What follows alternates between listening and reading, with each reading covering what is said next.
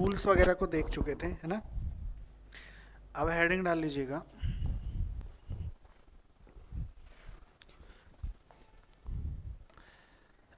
Last class में हमने cutting tool देख लिया है, हैंड टूल देख चुका है। लास्ट क्लास में हमने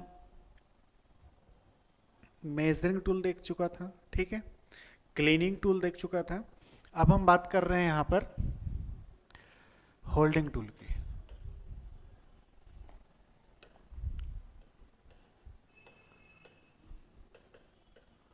होल्डिंग टूल की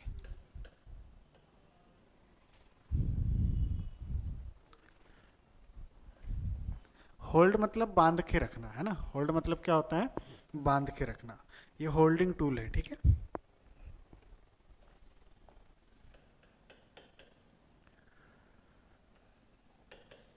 होल्डिंग टूल, होल्डिंग टूल में हम लिखेंगे सबसे पहले वाइस।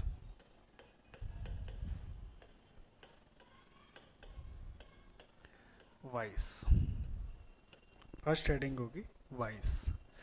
जब हम, और इसमें भी ध्यान दें कि हम पूरे वाइस के बारे में नहीं पढ़ेंगे, हम यहाँ पर सिर्फ बेंच वाइस के बारे में पढ़ेंगे। बेंच वाइस, टेबल वाइस, ठीक है। बेंच वाइस हम यहाँ पर टेबल वाइस के बारे में देखेंगे। सर वाइस क्या है, तो वाइस एक होल्डिंग डिवाइस है जो किसी भी जॉब को होल्ड करके रखता है। जॉब को मजबूती से पकड़ के रखने के लिए हम इस उपकरण का उपयोग करते हैं, ठीक है। मान लीजिए हमको हमारे लैब में या वर्कशाला में किसी पाइप को काटना है, या हल्की सी थ्रेडिंग लगाना है, या हल्की सी घिसाई करना है, रेती लगाना है, ठीक है, या हल्का सा चिप्स वगैरह को हटाना है, तो हम क्या करते हैं, टेबल के ऊपर एक वाइस रखते हैं। कुछ इस प्रकार की डिवाइस रहेगी, कुछ इस प्रकार से डिवाइस देखा होगा आपने, है ना, प्रैक्टिकल्स में। तो इस डिवाइस में हम क्या करते हैं, उस पाइप को, जिस पाइप का हमें कटिंग करना है, उस पाइप को हम यहाँ पर बांध देते हैं। उस पाइप को हम यहाँ पर बांध देते हैं। ये दो जबड़े होते हैं, दो जबड़ों के बीच में हम उस पाइप को बांध देते हैं, और अगर हमें कटिंग करना है, थ्रेडिंग करना है, घिसाई करना है, ड्रिलिंग करना है, तो हम उसका उपयोग कर सकते हैं। तो सर वाइस एक होल्डिंग डिवाइस है। कौन सी डिवाइस है, होल्डिंग डिवाइस, जिसका काम होता है किसी भी जॉब को मजबूती से पकड़ के रखना। किसी भी जॉब को मजबूती से पकड़ के रखना, ठीक है। तो ये एक होल्डिंग डिवाइस है जिसका काम होता है किसी भी जॉब को मजबूती से पकड़ रखने के लिए। तो लिखोगे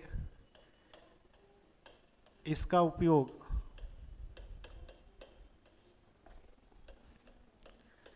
जॉब को मजबूती से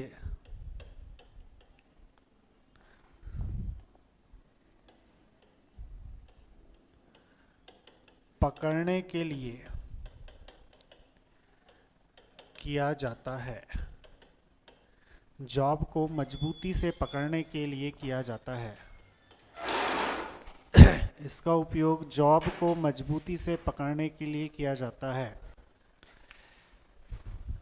It is used to hold the job. It is used to hold the job.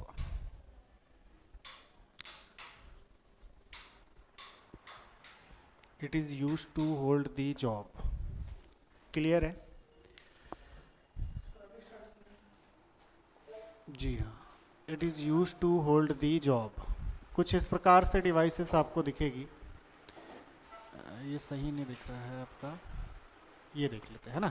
कुछ इस प्रकार से डिवाइस दिखेगा आपको। ये इसका एक्स्ट्रा डायग्राम उन्होंने बनाया है। ये आपका 3D पार्ट में था। इस 3D पार्ट में देखो कौन कौन सी चीज़ होती है, मैं आपको बता दे रहा हूँ, फिर आगे हम देखेंगे एक एक डीपली। ध्यान दीजिएगा, ये जो दिख रहे हैं आपको, ये जबड़े कहलाते हैं, ये जॉ कहलाते हैं। ये क्या कहलाते हैं सर, जॉ कहलाते हैं। ये जबड़े हैं। इस जबड़े में ध्यान दीजिएगा, ये वाला आपको दिख रहा है, जो ये वाला पोर्शन फिक्स दिख रहा है, ये हिलेगा नहीं कहीं, ठीक है। देखो पूरा ये मेटल से बंधा हुआ है। इसको हम बोलेंगे फिक्स्ड जॉ। इसको हम क्या बोलेंगे, फिक्स्ड जॉ। और ये वाला जॉ अंदर बाहर जा सकता है, ये वाला जॉ अंदर बाहर जा सकता है। मतलब इसको हम क्या बोलेंगे, मूविंग। अभी समझ लो, फिर इधर डायग्राम से अलग से बता दूंगा। मूविंग जॉ, इसको हम क्या बोलेंगे सर जी, मूविंग जॉ। ये हैंडल है, ये क्या है, हैंडल है, जिसको हम खोल के इस जॉ को आगे पीछे घुमा देते हैं और जो वर्कपीस को हमें यहाँ फंसाना है उस वर्कपीस को फंसा के फिर से इसको कस देते हैं। तो ध्यान दीजिएगा, ये वाला पोर्शन जो है, ये वाला जो हिस्सा है, ये बॉडी कहलाता है। ये क्या कहलाता है, बॉडी कहलाता है। तो ये बॉडी वाला हिस्सा और ये जो जबड़े जो हैं, ये दोनों जबड़े ये कास्ट आयरन के बनाए जाते हैं। किसके बनाए जाते हैं सर जी, कास्ट आयरन के बनाए जाते हैं। लेकिन इन जबड़ों पर ये जो प्लेट लगाई जाती है, इन जबड़ों पर ये जो प्लेट लगाई जाती है, ये हार्डनिंग द्वारा या टेम्परिंग द्वारा रहती है। मतलब इसकी सतह हार्ड रहती है। कैसी रहती है, हार्ड रहती है। कठोरीकरण करते हैं इसको, कठोरीकृत सतह रहती है ये। और इस सतह पर कटिंग रहते हैं, इस सतह पर कट दिए जाते हैं। कट क्यों दिए जाते हैं, ताकि जॉब को ग्रिपिंग प्रोवाइड हो या जॉब मजबूती से पकड़ ले, वहाँ फिसलन ना हो, वहाँ पर स्लिप ना हो। ठीक है, तो स्लिप या फिसलन को हटाने के लिए, ग्रिप प्रोवाइड करने के लिए, मजबूती देने के लिए, मजबूती से पकड़ रखने के लिए हम यहाँ पर क्या देते हैं, कट देते हैं। क्या देते हैं सर जी, कट देते हैं। अब इसके साइज को कैसे स्पेसिफाइड किया जाता है, तो ये जबड़ों की जो चौड़ाई रहती है, जबड़ों की चौड़ाई के द्वारा ही किसी भी वाइस के साइज को निर्दिष्ट किया जाता है या स्पेसिफाइड किया जाता है। किससे किया जाता है, जबड़ों की, बोलो, जबड़ों की चौड़ाई से। जबड़ों की चौड़ाई से इसको स्पेसिफाइड किया जाता है, इसको निर्दिष्ट किया जाता है, इसके साइज को बताया जाता है। इसका काम क्या है, जॉब को होल्ड करने का। इसमें दो जबड़े लगे हुए हैं, देखो, एक है मूवेबल और दूसरा क्या है आपका, फिक्स्ड है। इन जबड़ों के लास्ट एंड पर क्या रहती है सर जी, प्लेट लगी रहती हैं। ये प्लेट कैसी रहती हैं, हार्ड रहती हैं, कठोर रहती हैं, जिस पर कट लगाए जाते हैं। ये कट ग्रिपिंग प्रोवाइड करवाते हैं या जॉब को मजबूती से पकड़ने का काम करते हैं। ठीक है, दोनों जबड़े आपस में कैसे रहते हैं, समानांतर रहते हैं। दोनों जबड़े आपस में पैरेलल रहते हैं। और ये जो जॉ है, ये जो जबड़े और बॉडी है, ये कास्ट आयरन की बनी होगी। किसकी बनी होगी, कास्ट आयरन की बनी होगी। ये आपको क्या दिख रहा है सर जी, हैंडल। हैंडल को हम खोल के या कस के, हैंडल को हम खोल के या कस के इस जॉ को आगे पीछे कर सकते हैं। मतलब कस दिया तो पैक हो गया, खोल दिया तो जॉ आगे पीछे घूम सकता है। अब इसके अंदर लगा रहता है स्पिंडल। क्या लगा रहता है, स्पिंडल। क्या लगा रहता है सर जी, स्पिंडल लगा रहता है। और इसमें अंदर पर थ्रेड लगी होंगी। क्या लगी होंगी, यहाँ पर थ्रेड लगी होंगी। और वो थ्रेड कौन सी होगी, स्क्वायर थ्रेड होंगी। कौन सी थ्रेड होंगी, स्क्वायर थ्रेड होंगी। एक वर्गाकार चूड़ियों का उपयोग होता है यहाँ पर। कौन सी चूड़ी का उपयोग होता है सर, वर्गाकार चूड़ी का उपयोग होता है। फिर ये जो मूवेबल जॉ है ना, इस मूवेबल जॉ के अंदर पर एक स्प्रिंग और वाशर लगा रहता है जो लॉक करने का काम करता है, जो चिपकते हुए चलता है कि जहां हमने फिट कर दिया तो वहां जाके वो क्या हो जाएगा, लॉक हो जाएगा। वहां जाके क्या हो जाएगा सर, वो लॉक हो जाएगा। तो मेजर यही पार्ट्स हैं। इन सारे पार्ट्स को हम एक एक करके समझते हैं। ये तो 3D डायग्राम था। 2D डायग्राम कुछ इस प्रकार से, ये थोड़ा सा सही नहीं दिख रहा है। इस डायग्राम को देखते हैं, है ना।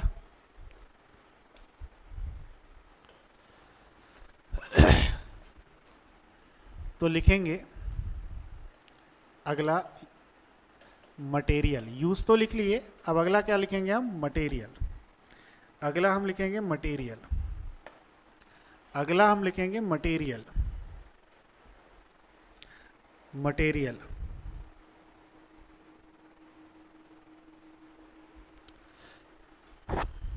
मटेरियल मटेरियल में देखो, आपके पास फिक्स्ड जॉ,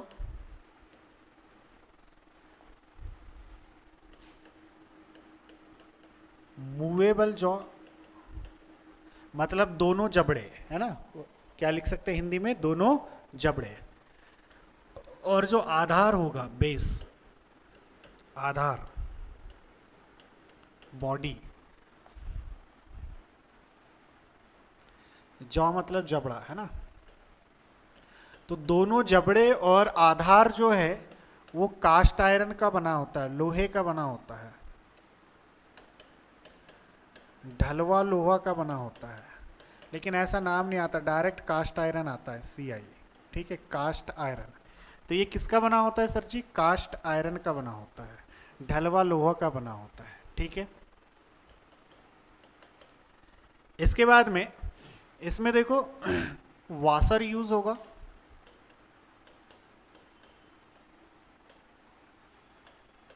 अभी मैंने बताया था स्प्रिंग के साथ एक वाशर यूज होता है, ठीक है, वाशर यूज होगा।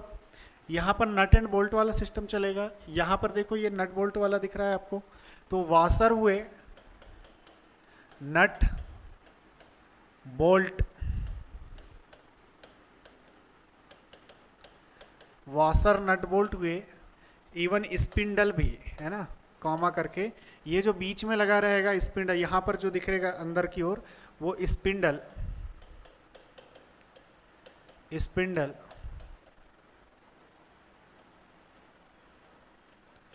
स्पिंडल, ये सब माइल्ड स्टील के बने होते हैं। किसके बने होते हैं जी? माइल्ड स्टील के बने होते हैं, माइल्ड स्टील के बने होते हैं, मतलब मृदु इस्पात बोलते हैं उसको हिंदी में, मृदु इस्पात बोलते हैं, है ना, माइल्ड स्टील के बने होते हैं। इसके बाद में यहां पर जो बॉक्स नट होगा,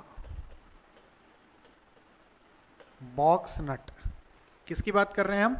बॉक्स नट की। यहां पर जो बॉक्स नट होगा वो गन मेटल का बना होता है,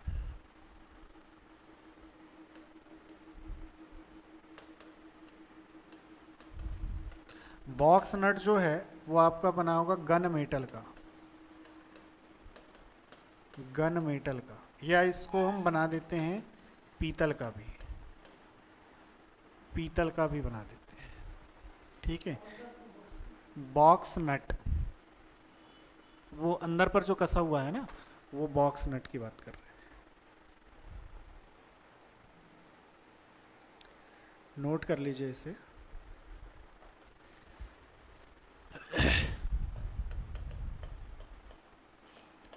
जबड़े की प्लेट, जबड़े की प्लेट, ये जो दिख रही है आपके सामने, ये जबड़े की प्लेट, ये कैसी रहेंगी?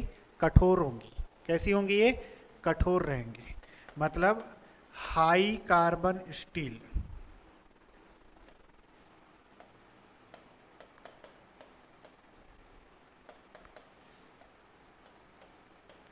होती है। हाई कार्बन स्टील में कठोरीकरण का ऑपरेशन लगाएंगे, या तो टेम्परिंग लगाएंगे या हार्डनिंग लगाएंगे।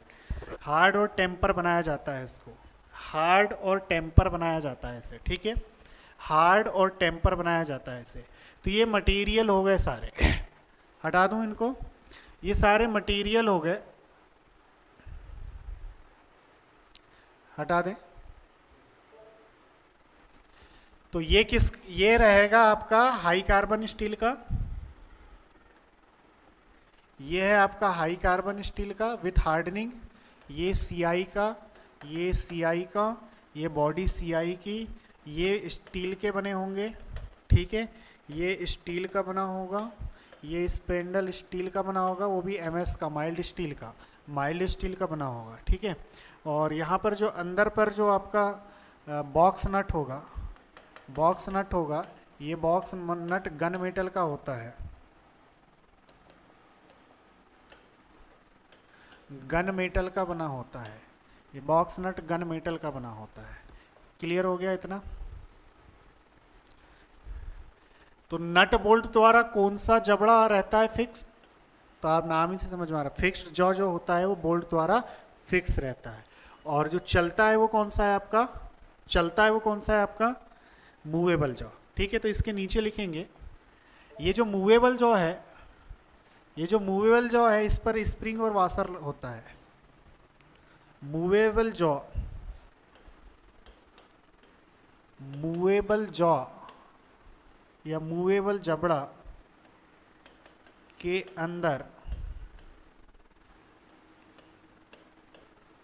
स्क्वायर स्प्रिंग व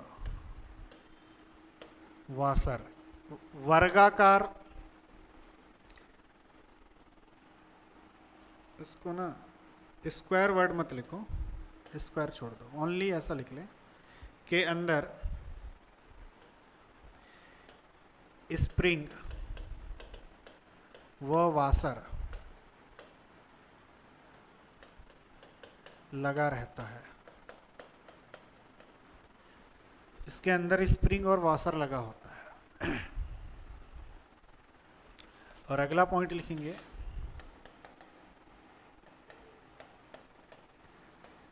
बेंच वाइज में जबड़े को घुमाने के लिए, जा को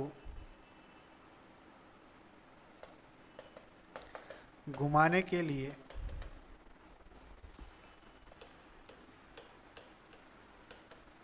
स्क्वायर थ्रेड लगी होती हैं।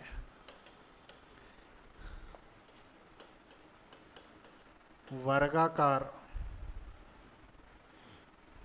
चूड़ी, वर्गाकार चूड़ी लगी रहती है। बेंच वाइज के जबड़े को घुमाने के लिए वर्गाकार चूड़ी लगी होती हैं। हाँ, इंग्लिश पे लिख लीजिएगा।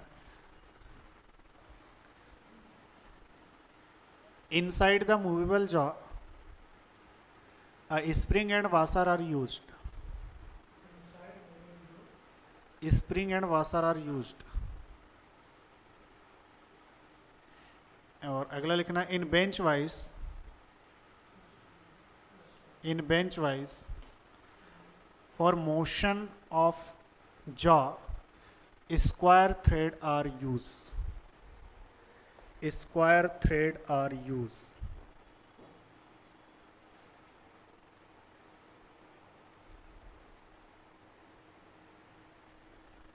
हो गया, हटा दें। चलो अब इधर देखो, इसका उपयोग देखते हैं।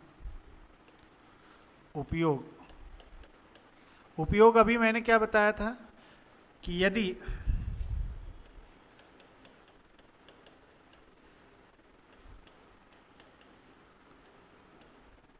आपको रेती का उपयोग करना है, ठीक है, किसी जॉब को रेतना है, फाइलिंग करना है, किसी जॉब पर थ्रेडिंग करना है,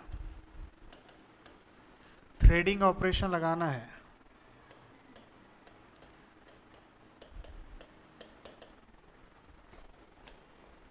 कटिंग करना है,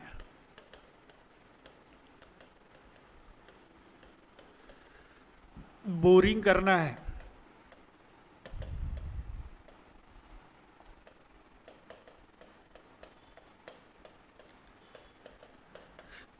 करते समय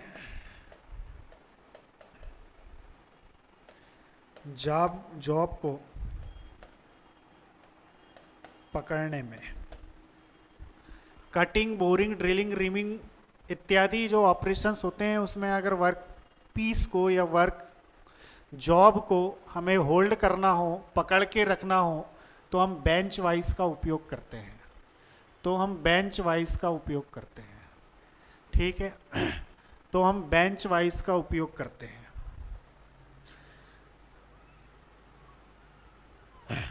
राहुल जी बोल रहे हैं डीजल के नोट्स मिल जाएंगे क्या? हाँ, मिल जाएंगे आपको नोट्स, है ना। हो गया जी।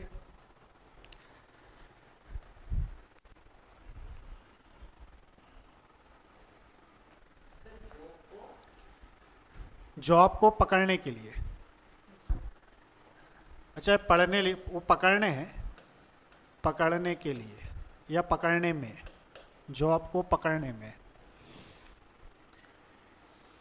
अच्छा, इसका साइज किसके द्वारा देखा जाता है? इसके साइज को किसके द्वारा स्पेसिफाइड किया जाता है? इसके साइज को किसके द्वारा निर्दिष्ट किया जाता है? तो आप बोलेंगे सर जबड़े की चौड़ाई द्वारा।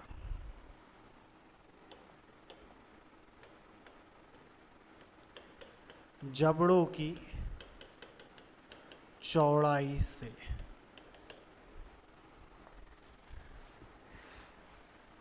इसका साइज किससे बताया जाता है? जबड़ों की चौड़ाई से। ठीक है, it is specified by width of jaw, width of jaw, it is specified by width of jaw.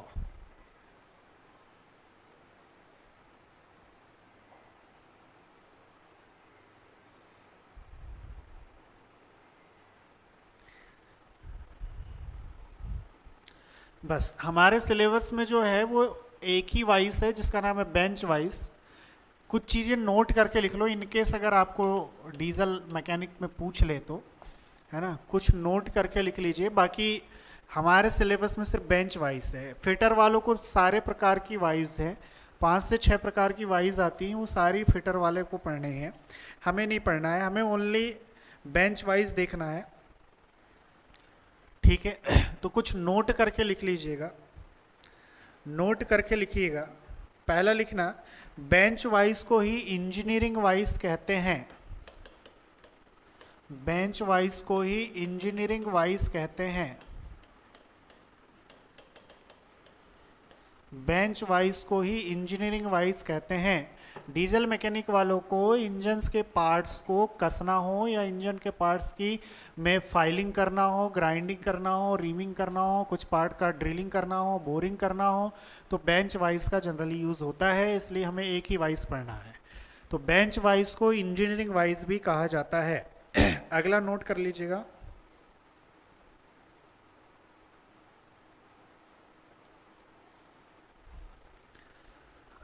अगला लिखिएगा, कटिंग तथा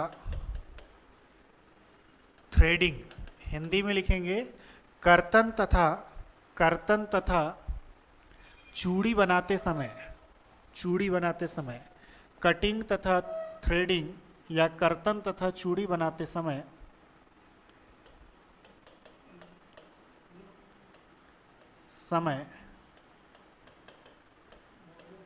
पाइप को पाइप को पाइप को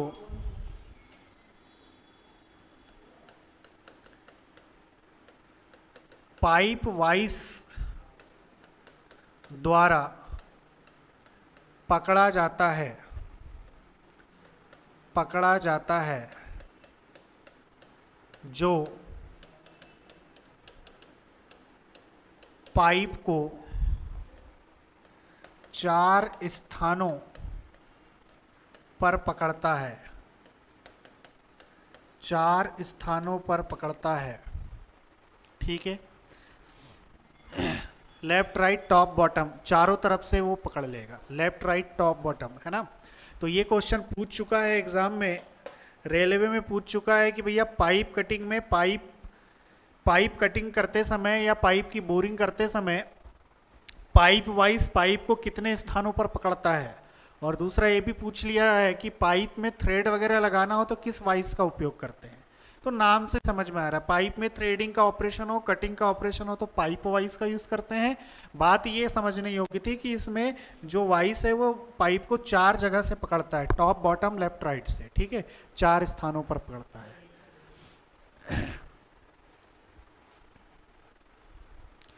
in cutting and threading of pipe,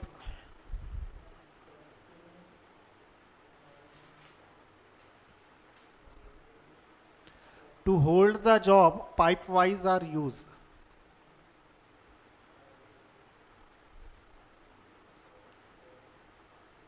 which is pipe wise are used, which is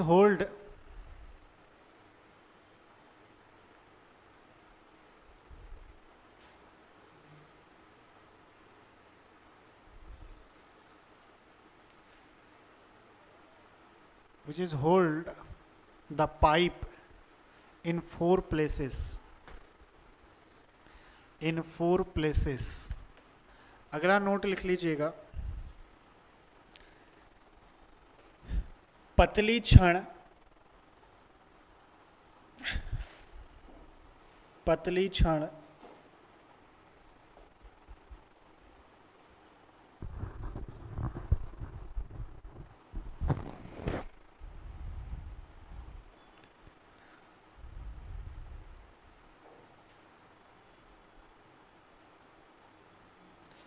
घड़ी के पुर्जे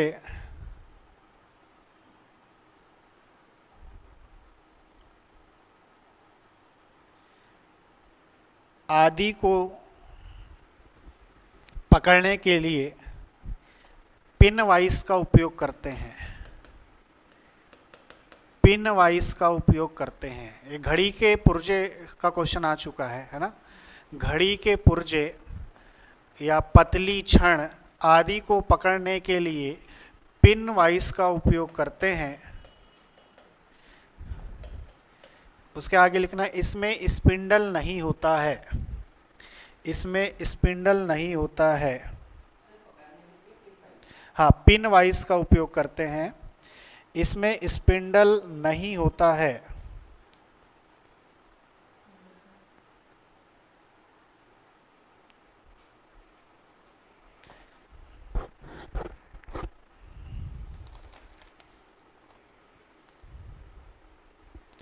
तथा इसके जबड़े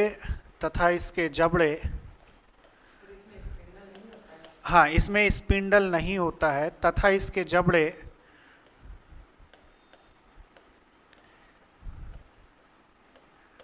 ड्रिल चक जैसे होते हैं, ड्रिल चक जैसे होते हैं। देखा है आपने ड्रिलिंग मशीन?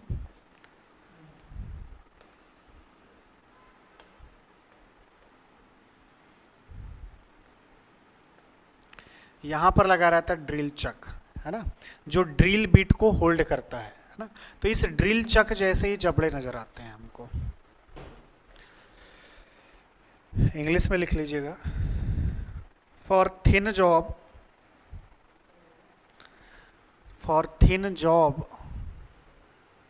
ब्रैकेट में वायर भी लिख लेना, wire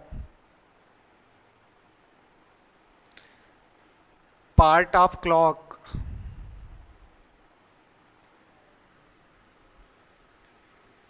pin wise are used, pin wise are used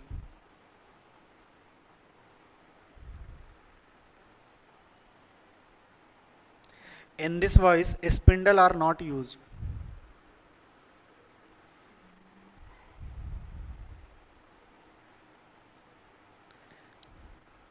and its jaw act as a drill chuck, act as a drill chuck। फिर से बता रहा हूं भैया, ये अपने सिलेबस में नहीं है, ठीक है जी। ये लेकिन 2-3 पॉइंट में इसलिए लिखवा दे रहा हूं कि इनकेस कहीं से कोई क्वेश्चन कॉपी पेस्ट होता है तो आपको बन जाए। बाकी जब फिटर की थ्योरी पढ़ेंगे तो फिटर की थ्योरी में इनको डीपली देखेंगे, कैसे बनता है, कैसे दिखता है, सारी चीजें। फिर लास्ट लिख लेना,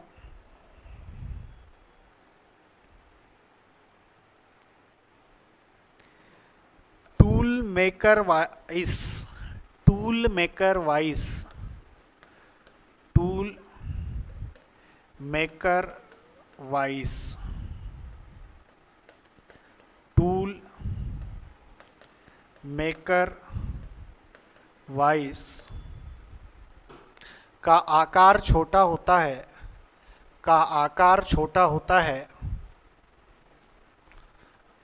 The size of tool maker wise are small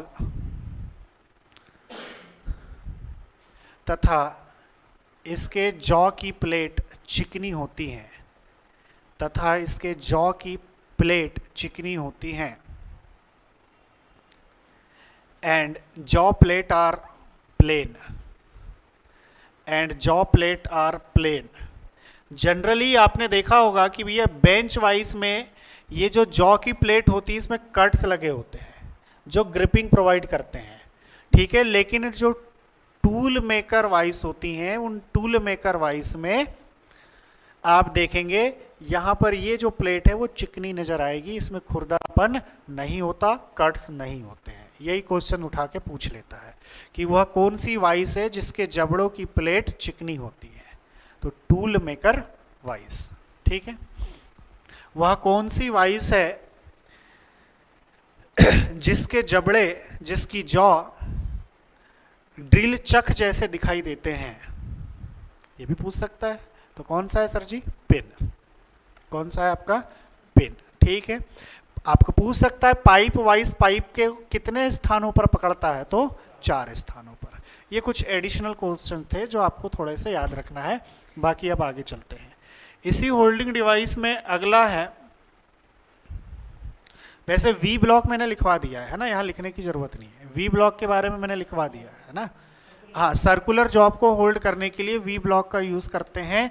ये मैंने आपको लिखवा चुका हूँ। वी ब्लॉक के बारे में हमने पढ़ चुका है कि सर इसका जो एंगल होता है वो 90 डिग्री होता है और it is used for circular job. Circular job को होल्ड करने के लिए इसका यूटिलाइज किया जाता है। हाँ, ये कास्ट आयरन का बना होता है, गोल सर्कुलर जॉब के लिए इसका उपयोग करते हैं। ठीक है, ये सारी चीजें वी ब्लॉक के बारे में मैंने लिखवा दिया। तो दूसरी डिवाइस हमारी क्या थी? वी ब्लॉक थी। वी ब्लॉक के बारे में भी हमने लिख चुका है। ठीक है, वी ब्लॉक से काम के क्वेश्चन यही है। पहला तो एंगल पूछता है, दूसरा यूज पूछा जाता है। अच्छा, वी ब्लॉक में अगर मान लीजिए हम वी ब्लॉक मतलब नोच कैसी होगी, ग्रू कैसे होंगे इसके? हाँ, वी आकार के होंगे, है ना? कैसे होंगे? वी आकार के। तो अगर इसमें अगर सिंगल साइड ग्रू हैं, एक तरफ बस ग्रू हैं, तो उसको क्या बोलेंगे? Single level. उसको क्या बोलते हैं? Single level. और अगर डबल साइड ग्रू हो गए तो उसको क्या बोलेंगे हम? Double level vice. उसको हम क्या बोलेंगे? Double level vice. ये भी क्वेश्चन पूछ चुका है कि अगर किसी वाइस नहीं, गलत बोल दिया मैंने। यदि किसी वी ब्लॉक में सिंगल ग्रू लगा हुआ है, किसी एक तरफ ग्रू लगा हुआ है, तो उसको क्या बोलते हैं? Single level V block. और अगर डबल साइड में लग गया तो उसको बोलते हैं डबल लेवल। और इनकेस देखो सेम वाइस, अगर मान लीजिए कोई लंबा आपका सर्कुलर बार है, इसमें दो तरफ यहाँ भी वाइस यूज कर रहे हैं और इधर भी वाइस यूज कर रहे हैं, सेम वाइस यूज कर रहे हैं। कहीं पर अगर दो वाइस यूज कर रहे हैं या दो सिमिलर वी ब्लॉक यूज कर रहे हैं, दो सिमिलर वी ब्लॉक कर रहे हैं, तो इसके लिए क्या आता है? मैच या मैचिंग वाइस, या फिर हम बोलेंगे अगर में वी ब्लॉक है तो मैचिंग वी ब्लॉक। मतलब सेम दिखने वाले। जाहिर सी बात है, अगर सर्कुलर रॉड को वो होल्ड करके रख रहा है, सेम दिखेगा तभी पॉसिबल है। सेम दिखेगा तभी तो वो कर पाएगा। अगर ये अलग शेप का होगा, ये अलग शेप का होगा, तो क्या होल्ड कर पाएगा? नहीं। तो अगर दो समान या दो एक से दिखने वाले वाइस का किसी बार को होल्ड करने के लिए उपयोग करते हैं, तो उसके लिए जो वर्ड आता है वो क्या आता है?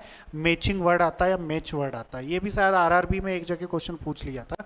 ये खैर पढ़ा दिया हूं मैंने। अगला लिखो सी क्लैंप। सी क्लैंप। सी क्लैंप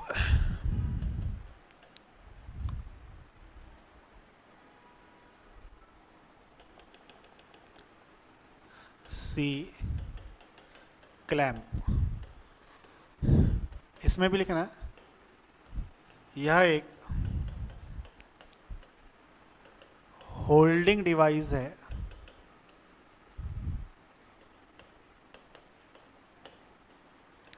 जिसका उपयोग छोटी जॉब को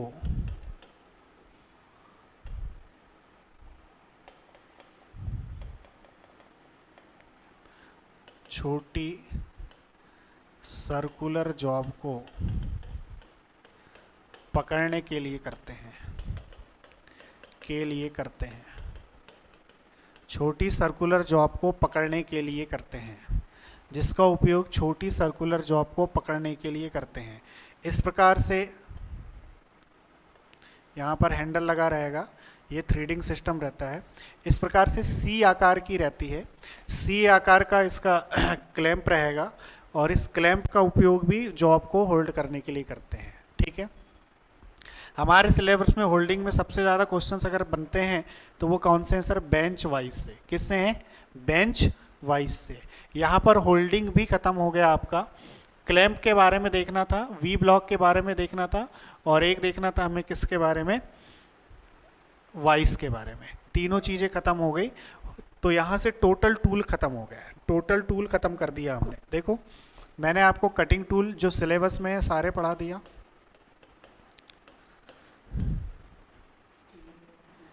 मेजरिंग टूल पढ़ा दिया, क्लीनिंग टूल पढ़ा दिया, हैंड टूल पढ़ा दिया, होल्डिंग टूल हमने पढ़ चुका है, देख चुके हैं सारे, ठीक है। जितना सिलेबस में था सारी चीज़ें हमने ख़त्म कर दिया। चलिए अब आगे की ओर चलते हैं, ठीक है। एक चीज़ और बचा हुआ है यहाँ पर, हाँ 2-3 चीज़ें मैं यहाँ पर अभी हटा दे रहा हूँ, वो सब ट्रेड का साथ में लेके चलूँगा। जैसे मैंने अभी आपको सेफ्टी नहीं पढ़ाया, सेफ्टी सबसे लास्ट में, लास्ट क्लास सेफ्टी में ख़त्म हो जाएगी, है ना, सबसे लास्ट क्लास हमारी सेफ्टी की चलेगी। इसके बाद में यहाँ पर जैसे मैंने अभी बात किया था स्क्रू ड्राइवर, किसकी बात कर रहे हैं हम, स्क्रू ड्राइवर। तो स्क्रू ड्राइवर, पैना, पेंचिस, ये सबको पता होगा, है ना, मैं बहुत ज़्यादा उसके बारे में नहीं पढ़ा रहा हूँ। स्क्रू ड्राइवर को बस हटा दे रहा हूँ, बाकी आगे चलते हैं। नेक्स्ट हेडिंग डालना गेजेस, गेज जनरली एमएस का बनता है, एमएस और हाई कार्बन स्टील, ठीक है। नरम चीज है वो पीछे वाली माइल्ड स्टील की, और जो सामने वाला नुकीला पोर्शन है वो आपका हाई कार्बन स्टील के साथ में टेम्पर और हार्डनिंग के साथ बनेगा, ठीक है। हेडिंग डाल लेना गेजेस, गेजेस, हाँ जी नया चैप्टर है और इसको खत्म भी करना है आज। गेज, गेज,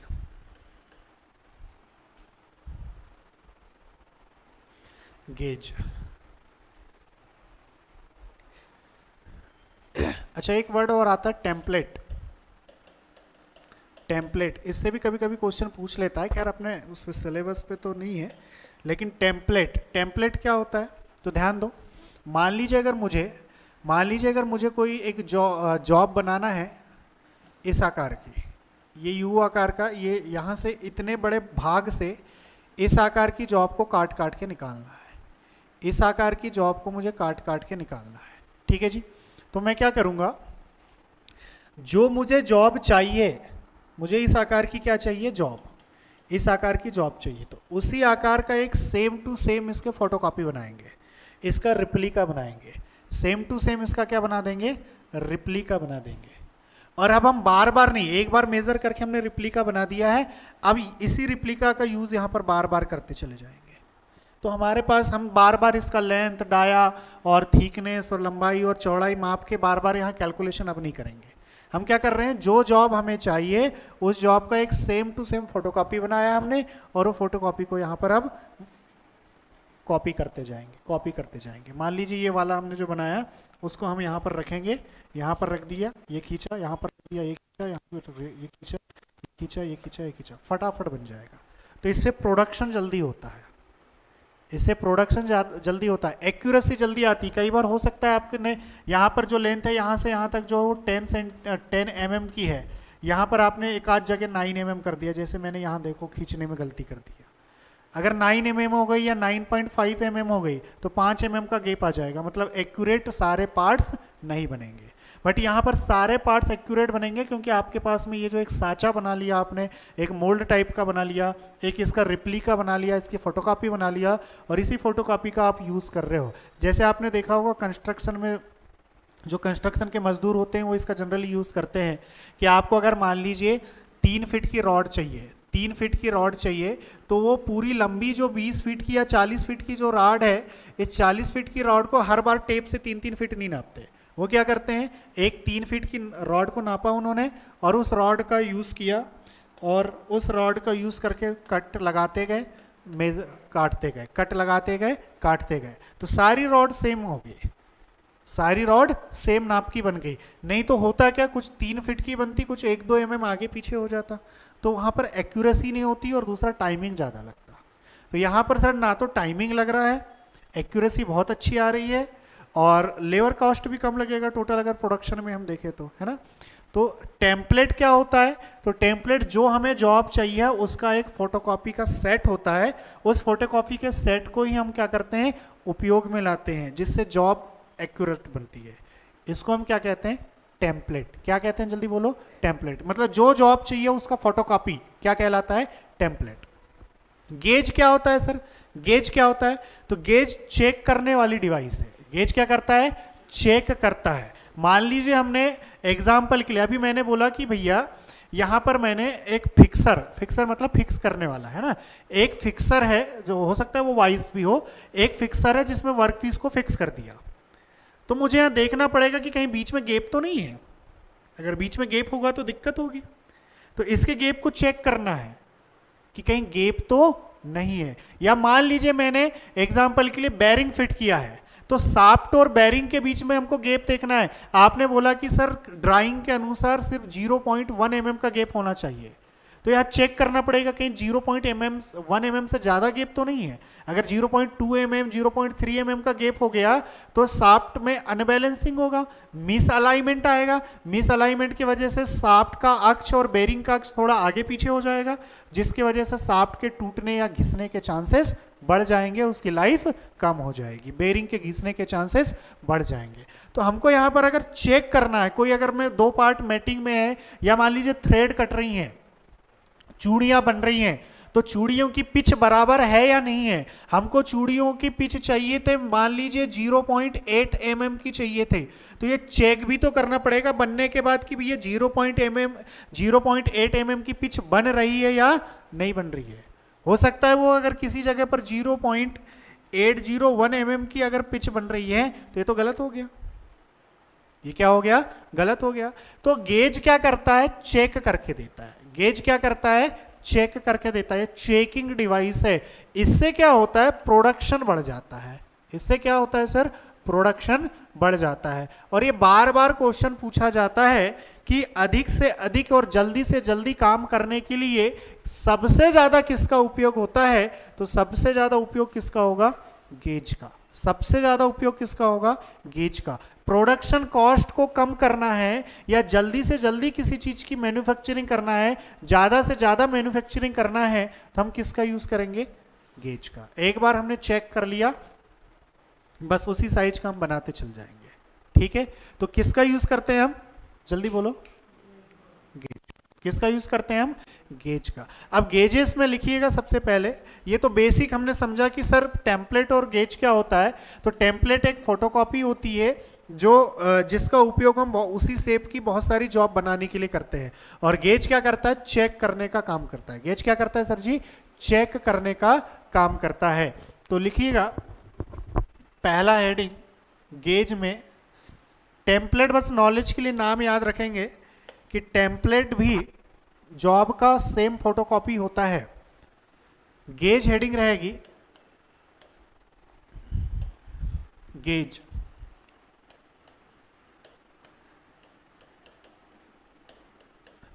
और गेज पे लिखिएगा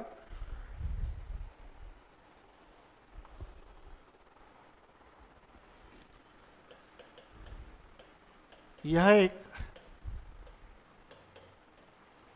मापक यंत्र है जो जॉब की एक्यूरेसी, परिशुद्धता को मापता है। It is a measurement tool which is measure the accuracy of job. Accuracy of job, या उसको मापना नहीं, परिशुद्धता को चेक करना लिख रहे हैं ना, चेक करना। परिशुद्धता को चेक करता है, परिशुद्धता को चेक करता है। हाँ, it is a measurement device which is check the accuracy of job, which is check the accuracy of job.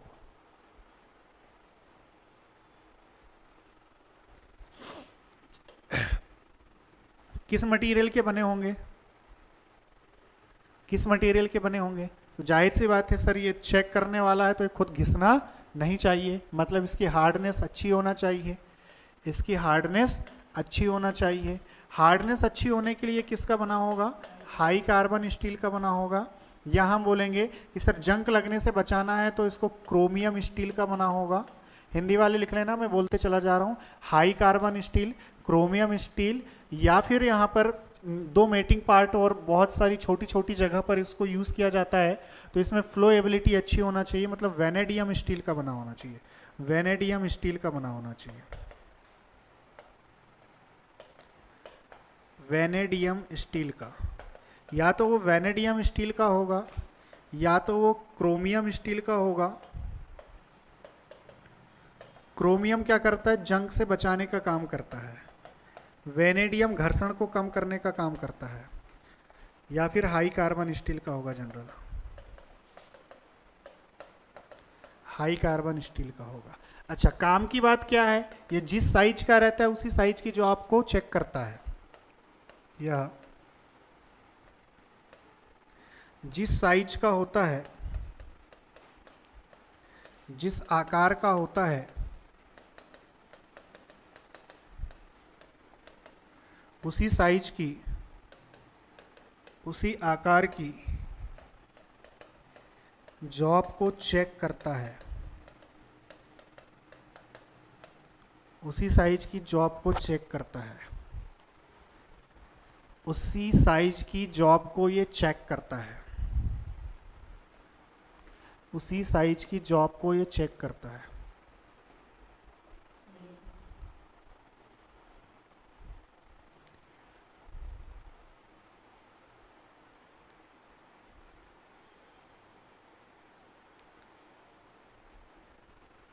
लिखो,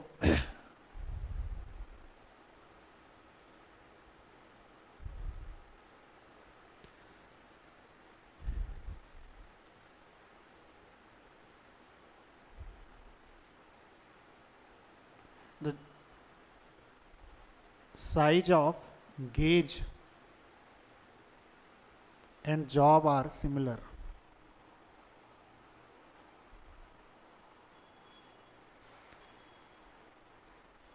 अब गेजेस जो होते हैं वो तीन कैटेगरी में वर्क करते हैं।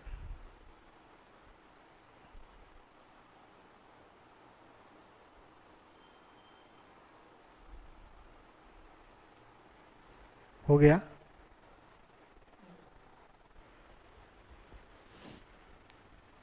अगला देखते हैं, गेज की श्रेणी। ये तीन कैटेगरी होती हैं इसकी। गेज की कितनी कैटेगरी होती हैं? तीन। गेज तीन कैटेगरी में काम करता है। गेज की श्रेणियां, कैटेगरी, हाँ कैटेगरी, तीन कैटेगरी में ये वर्क करता है। पहला देखो, अगर हमें जिस जॉब को, ध्यान दीजिए, जिस जॉब का मैन्युफैक्चरिंग करना है या जिस जॉब को बनाना है, उस जॉब को चेक करना। जब जॉब बन जाएगी तो उसका इंस्पेक्शन करना, मतलब उसको चेक करना। और इंस्पेक्शन के लिए जो गेजेस आ रहे हैं उनकी परिशुद्धता को चेक करना कि वो भी कहीं गलत तो नहीं है। इस प्रकार से तीन प्रकार के गेजेस या तीन श्रेणी में गेजेस का यूज होता है। पहले वाले को बोलते हैं हम वर्कशॉप गेज। वर्कशॉप गेज, पहले वाले को बोलते हैं workshop gauge. Workshop gauge, workshop gauge, इसका उपयोग होता है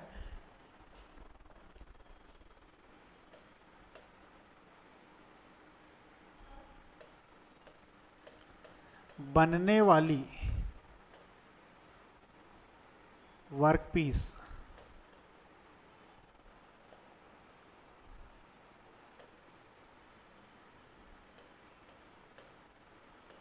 बनने वाली वर्कपीस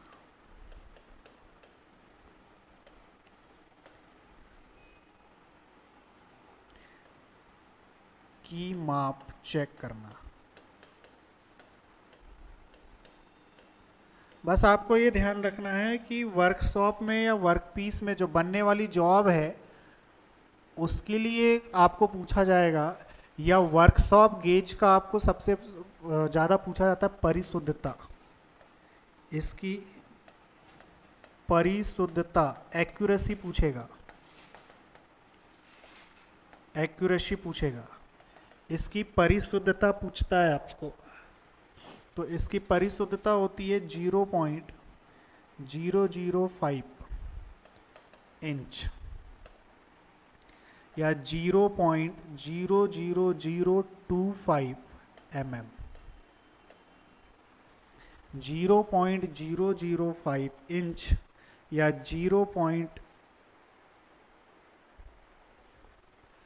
अच्छा उल्टा कर दिया मैंने, सॉरी।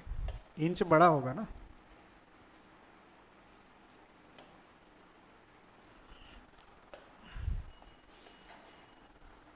एक मिनट रुक जाओ। 0.0005 इंच, इंच में छोटा डेटा होगा, और 0025 mm में थोड़ा डेटा बड़ा रहेगा। 0.000 इंच में होगा, और 0025 में होगा। It is check the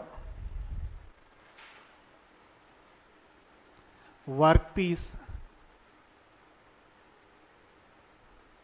before operation. दूसरा जो है, सेकंड जो होगा वो इंस्पेक्शन गेज कहलाते हैं। इंस्पेक्शन गेज कहलाते हैं।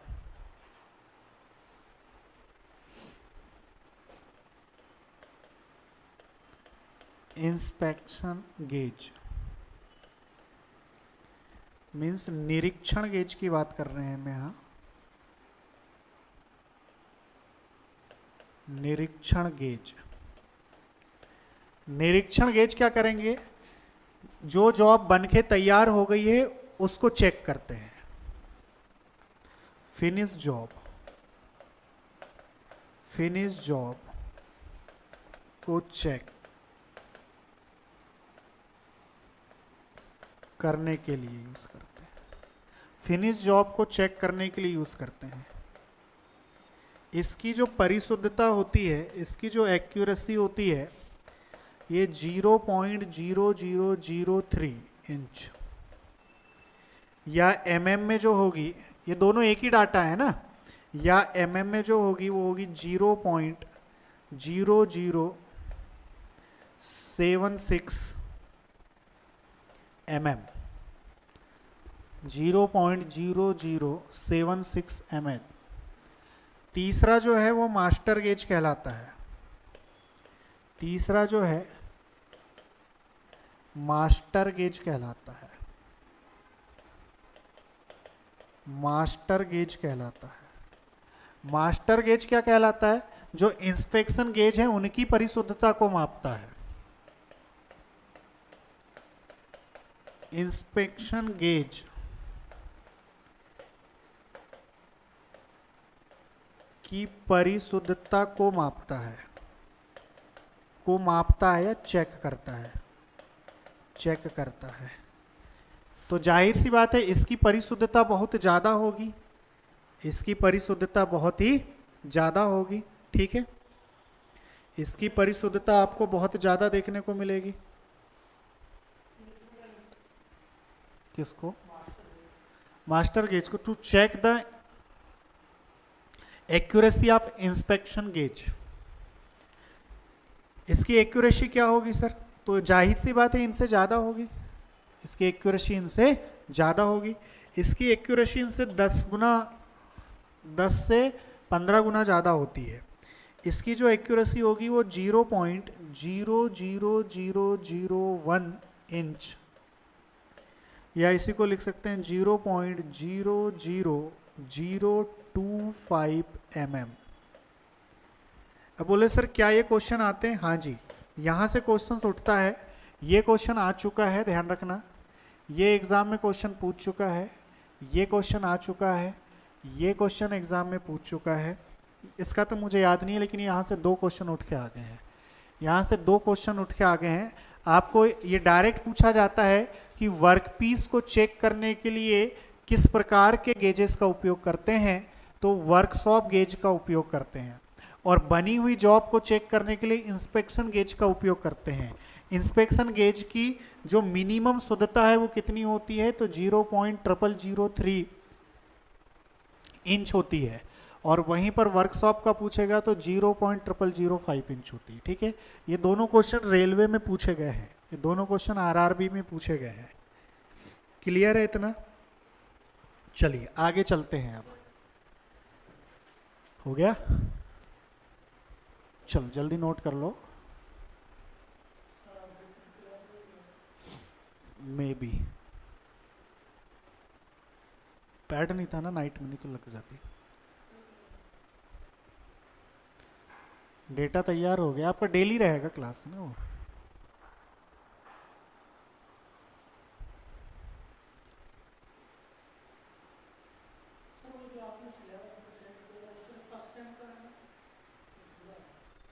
लास्ट कहाँ पर ख़त्म हुआ है?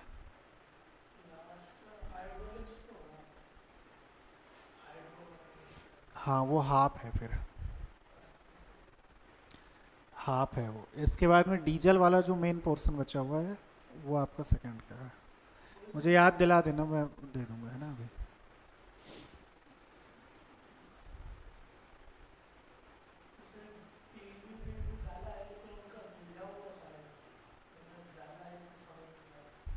हाँ वही है सिलेबस, बस मैंने इसको टाइप करके अच्छे से बनाया है, हो गया, हो गया ये। चलिए आगे चलते हैं। ये तो थे सर कैटेगरीज थी। अब आगे देखिए, types of gauge. Types of gauge. अच्छा, काम की बात यह है, बहुत अच्छी बात है कि सर गेज तो वैसे तो 20-25 प्रकार से है, लेकिन हमको 3 से 4 प्रकार के गेजेस बस दिया गया है। हमारे सिलेबस में 3 से 4 प्रकार के गेजेस हैं जो जनरली यूज़ होते हैं, उन्हीं गेजेस की हम बात करेंगे, ठीक है। जो जनरली यूज़ होते हैं हम उन्हीं गेज की बात करेंगे। डीजल मैकेनिक में जो गेजेस यूज़ होते हैं हम उन्हीं की गेज की बात करेंगे। लास्ट में मैं कुछ गेजेस के नाम लिखवा दूंगा, बट जो जनरली हमारे पास में या हमें जो पूछे जगह हैं उन्हीं की हम बात करते हैं। जिसमें सबसे ज़्यादा गेज जो पूछा जाता है डीजल मैकेनिक में, फर्स्ट वो है आपका filler gauge. Filler gauge most IMP है ये। 2016 आईटीआई टीओ में भी ये क्वेश्चन पूछा गया था कि दो पार्ट या इंजन के दो पार्ट के बीच की खाली जगह को किस गेज द्वारा मापा जाता है। तो जाहिर सी बात है, फिलर ही नाम से समझ में आ रहा है, फिलर गेज नाम से समझ में आ रहा है कि दो पार्टों के बीच की चौड़ाई हो, या दो पार्टों के बीच की दरार, या दो मेटिंग पार्ट के बीच का गैप को ज्ञात करने के लिए इसका उपयोग करते हैं। या सॉरी, ज्ञात नहीं बोले, इसको चेक करना है ना, चेकिंग डिवाइस है। तो दो मिलने वाले पार्ट के बीच के गैप को चेक करके बताता है, या दो मिलने वाले पार्ट के बीच की चौड़ाई को, मेरे वर्ड को समझना, ये सब घुमाए हुए वर्ड है ना, दो मिलने वाले पार्ट के बीच की चौड़ाई को, या उनके बीच की दरार को, या उनके बीच की मोटाई को, उनके बीच की, उनकी नहीं, उनके बीच की मोटाई को चेक करने के लिए किसका उपयोग करते हैं हम? फिलर गेज का। किसका उपयोग करते हैं जी? फिलर गेज का। कुछ कैसा दिखता है सर फिलर गेज? तो देखिए आपको कुछ इस प्रकार से फिलर गेज नजर आएगा।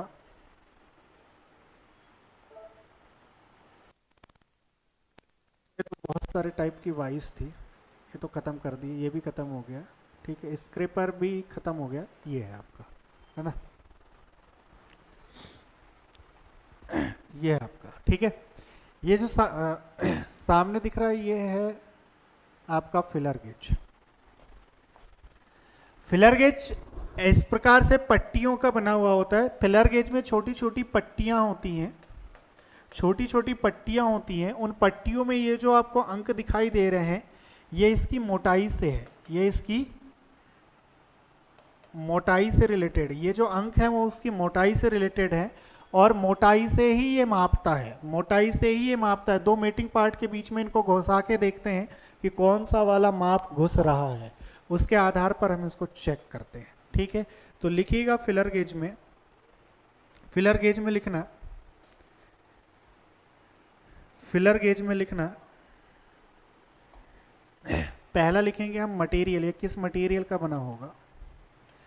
तो मटेरियल में पहला लिख लो भैया, मटेरियल है कार्बन स्टील, कार्बन स्टील। और ध्यान रखना जहां पर पूरे स्टील के नाम ही होते हैं, जब भी यहां पर कोई पूरे स्टील के नाम दिया होता है तो इस वर्ड को ज़्यादा ढूंढते हैं हम, टूल स्टील को, इस वर्ड को हम ज़्यादा ढूंढते हैं। किसको?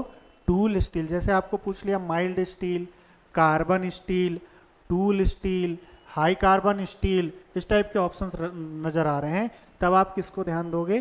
टूल स्टील को। मतलब वो स्टील जिसके हम टूल बनाते हैं, ठीक है, तो ये भी क्वेश्चन फंसाया गया है, तो इनको थोड़ा सा ध्यान रखिएगा। ये हो गया मटेरियल की बात हो गई। अब इसके साइज की बात करते हैं हम कि सर साइज क्या होता है। इसके हम साइज की बात करते हैं तो इसकी चौड़ाई जो होगी वो लगभग, ये मान के, चौड़ाई कभी पूछता नहीं, लंबाई कभी पूछता नहीं, पूछेगा क्या हमको, मोटाई पूछेगा क्या हमको, मोटाई। लेकिन एक जनरल नॉलेज के लिए हमको याद रखना है कि भैया इसकी जो चौड़ाई होती है, यहाँ से यहाँ तक जो चौड़ाई होती है, चौड़ाई जो होती है वो 12 mm की होती है। लंबाई जो होती है, इसकी लेंथ जो होती है, ये 175 से 300 mm के बीच में होती है। और मोटाई जो होती है, मोटाई जो होती है, जो हमको पूछा जाता है, मोटाई जो होती है वो 0.3 से लेके 1, काफ़ी कम माप है, इसको ऐसा लिखेंगे। मैं कलर बदल दे रहा हूँ यहाँ पर।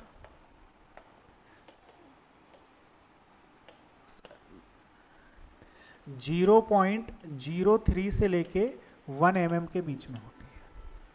0.03 से लेके 1 mm के बीच में होती है। यह है आपकी मोटाई। ठीक है, यह है मोटाई, 0.03 से लेके 1 mm के बीच में होगी। और हमको याद क्या रखना है, सिर्फ मोटाई ही याद रखना है। आपको पूछ ले कि फिलर गेज में क्या जो अंक दिया रहता है वो क्या होता है। फिलर गेज की पट्टी में जो अंक दिया रहता है, ये किस में रहता है, गेज की पट्टियों में अंकित रहता है, अंकित रहता है। ठीक है, अंकित रहता है।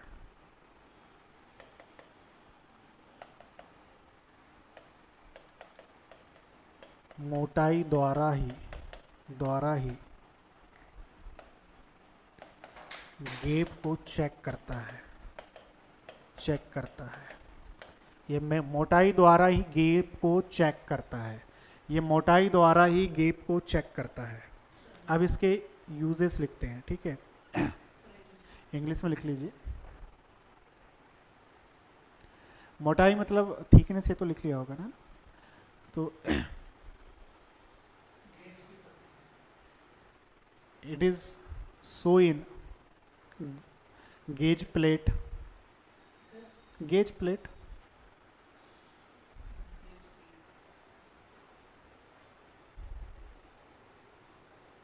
it is used to check the gap। ये मोटाई है जो गेज को चेक करती है, गेप को चेक करती है।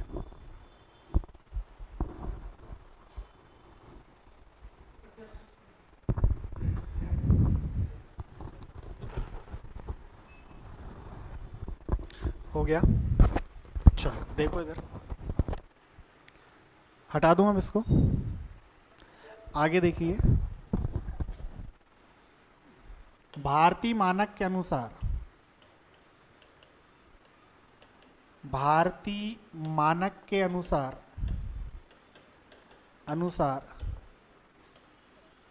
ये 4 सेट में होते हैं। कितने सेट में होते हैं जी, 4 सेट में। ये 4 सेट में होते हैं, जिसमें सेट 1, 2, 3 एंड 4 होता है। एग्जाम्पल के लिए अगर मैं आपसे बोलूं तो सेट 4 में 20 साइज आते हैं। कितने साइज आते हैं इसमें, सेट 4 में 20 साइज, मतलब एक सेट में यहाँ 20 साइज दिखाया गया है। ऐसे अलग अलग 4 सेट बने होते हैं। तो भारतीय मानक के अनुसार इस गेज के टोटल 4 सेट होते हैं, सेट 1, सेट 2, सेट 3, सेट 4। जैसे एग्जांपल के लिए मैंने बोला कि सेट 4 में लगभग 20 साइज आते हैं, है ना। इस प्रकार से हर सेट में अलग अलग साइज होंगे। अच्छा, ये जो माप है वो mm में भी हो सकता है, मतलब mm में भी थिकनेस हो सकती है और इंच में भी थिकनेस हो सकती है। mm में भी थिकनेस हो सकती है और इंच में भी थिकनेस हो सकती है। अगला देखते हैं इसका use.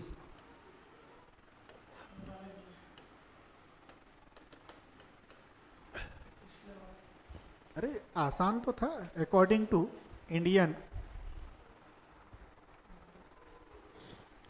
Measurement standard it is present in 4 set. It is present in 4 set.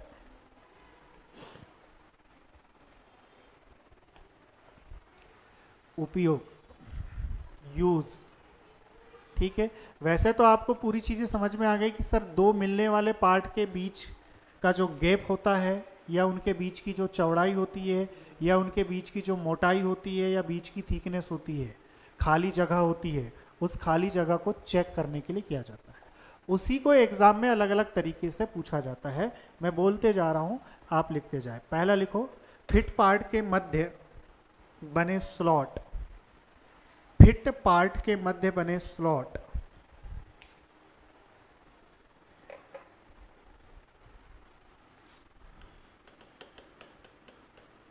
Fit part के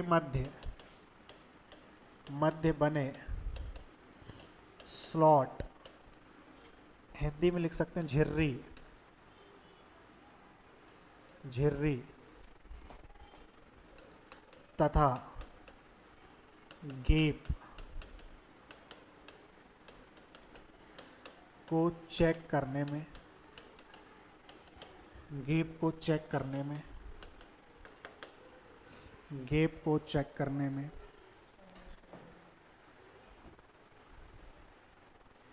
यार लगभग ये इंग्लिश से ही है, ठीक है। लिखो, it is check the gap and slot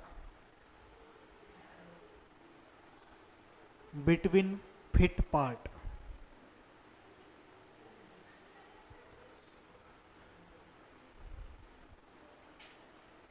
अगला लिखो,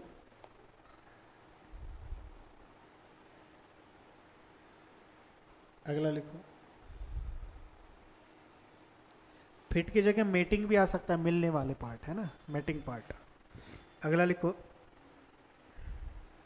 स्पार्क प्लग के गेज के अंदर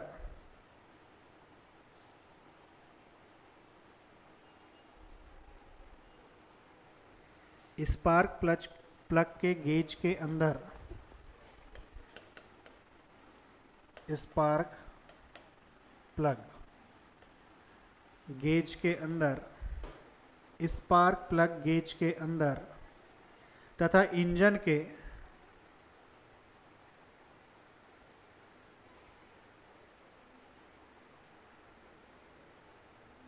तथा इंजन के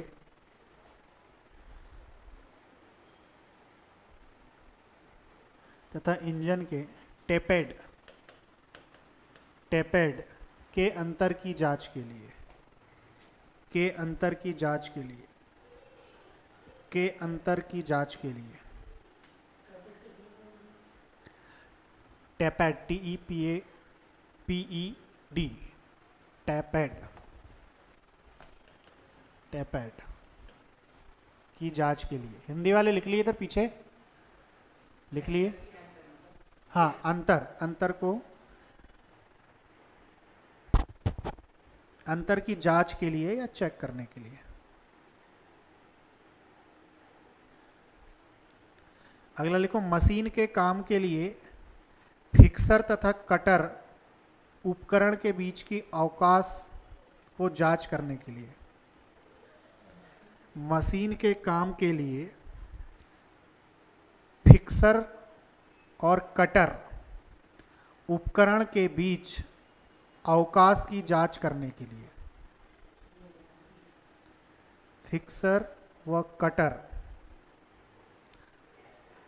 उपकरण के बीच अवकाश ज्ञात करने के लिए हाँ, मशीन के काम के लिए फिक्सर और कटर उपकरण के बीच अवकाश की जांच करने के लिए। यार सिंपल सा है, देखो इधर, फिक्सर और कटर उपकरण के बीच अवकाश, फिक्सर और कटर उपकरण के बीच अवकाश को ज्ञात करने के लिए। ध्यान दीजिए, ये हमारे पास वर्कपीस है जिस पर मशीनिंग ऑपरेशन लगाना है, या हाँ, के बीच के अवकाश, अवकाश, छूट, ठीक है, अवकाश, छूट, ध्यान दो। या ये मेरे पास में एक वर्कपीस है जिस पर मुझे मशीनिंग ऑपरेशन लगाना है, इस वर्कपीस को मैंने इस फिक्सर पर फिक्स कर दिया, ठीक है। ये फिक्सर कोई भी हो सकता है, इस फिक्सर पर मैंने लगा दिया, जिग एंड फिक्सर आगे जाके पढ़ेंगे, हमने फिक्सर पर फिक्स कर दिया। तो यहाँ पर हमें देखना है कि इस फिक्सर और जो मशीनिंग करने वाली जॉब है, इस जॉब के बीच में अगर कोई गैप है तो उस गैप को चेक करने के लिए भी हम इसका उपयोग करते हैं, ठीक है।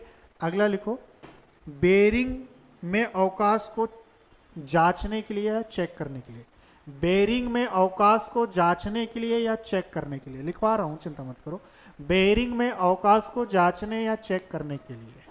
चलो लिख लो आप भी। Check the clearance between fixer and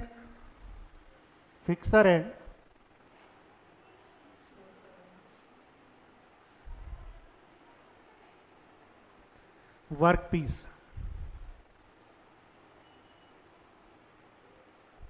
for machining operation.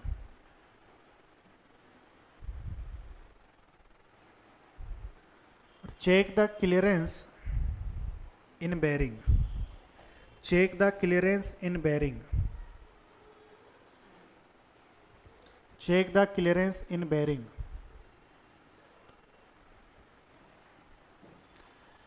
अब लिखेंगे इसके नीचे types of filler gauge, types of filler gauge. हाँ जी, उपयोग ही है, बेरिंग में अवकाश को ज्ञात करना, दैट इज द यूज, ये उपयोग ही है, ठीक है, ये उपयोग ही है।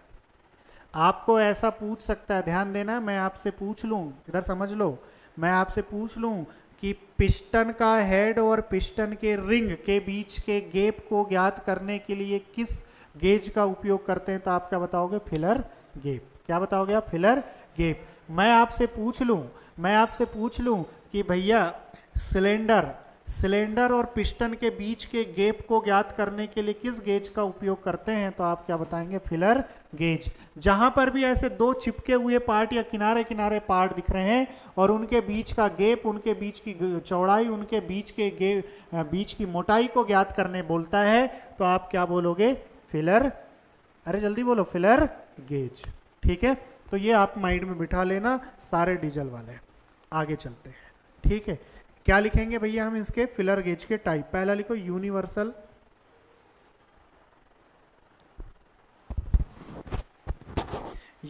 गेज। पहला है यूनिवर्सल फिलर गेज।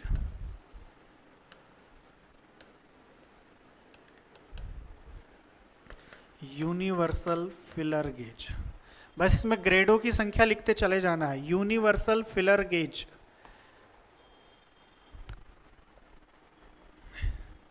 इसमें 25 ब्लेड होती हैं, इसमें 25 ब्लेड होती हैं, खत्म। इससे ज़्यादा याद नहीं रखना है, डीजल वाले इससे ज़्यादा याद नहीं रखना। इसमें 25 ब्लेड होती हैं। ब्लेड मतलब किस ब्लेड की बात कर रहा है वो? हाँ, ये जो ऊपर पट्टियां लगी हुई हैं, इन पट्टियों की बात कर रहा है, ठीक है। तो यूनिवर्सल गेज में 25 ब्लेड लगी रहती हैं। दूसरा लिखो standard filler gauge.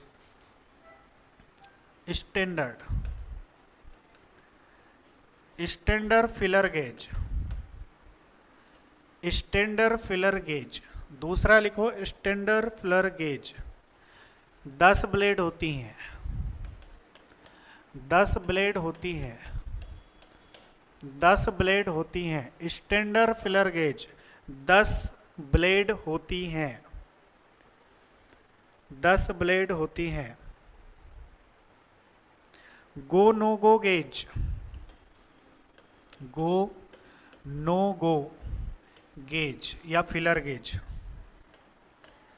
Go no go feeler gauge, इसमें हाँ, गो नो गो मतलब जो मेटिंग पार्ट होते हैं, ध्यान देना, जैसे ये होल है और ये शाफ्ट है, दो मेटिंग पार्ट होते हैं, या ये होल वाला पार्ट है और ये शाफ्ट वाला, दो मेटिंग पार्ट के बीच में जो गैप होता है उसको चेक करने के लिए हम गो और नो गो का यूज़ करते हैं।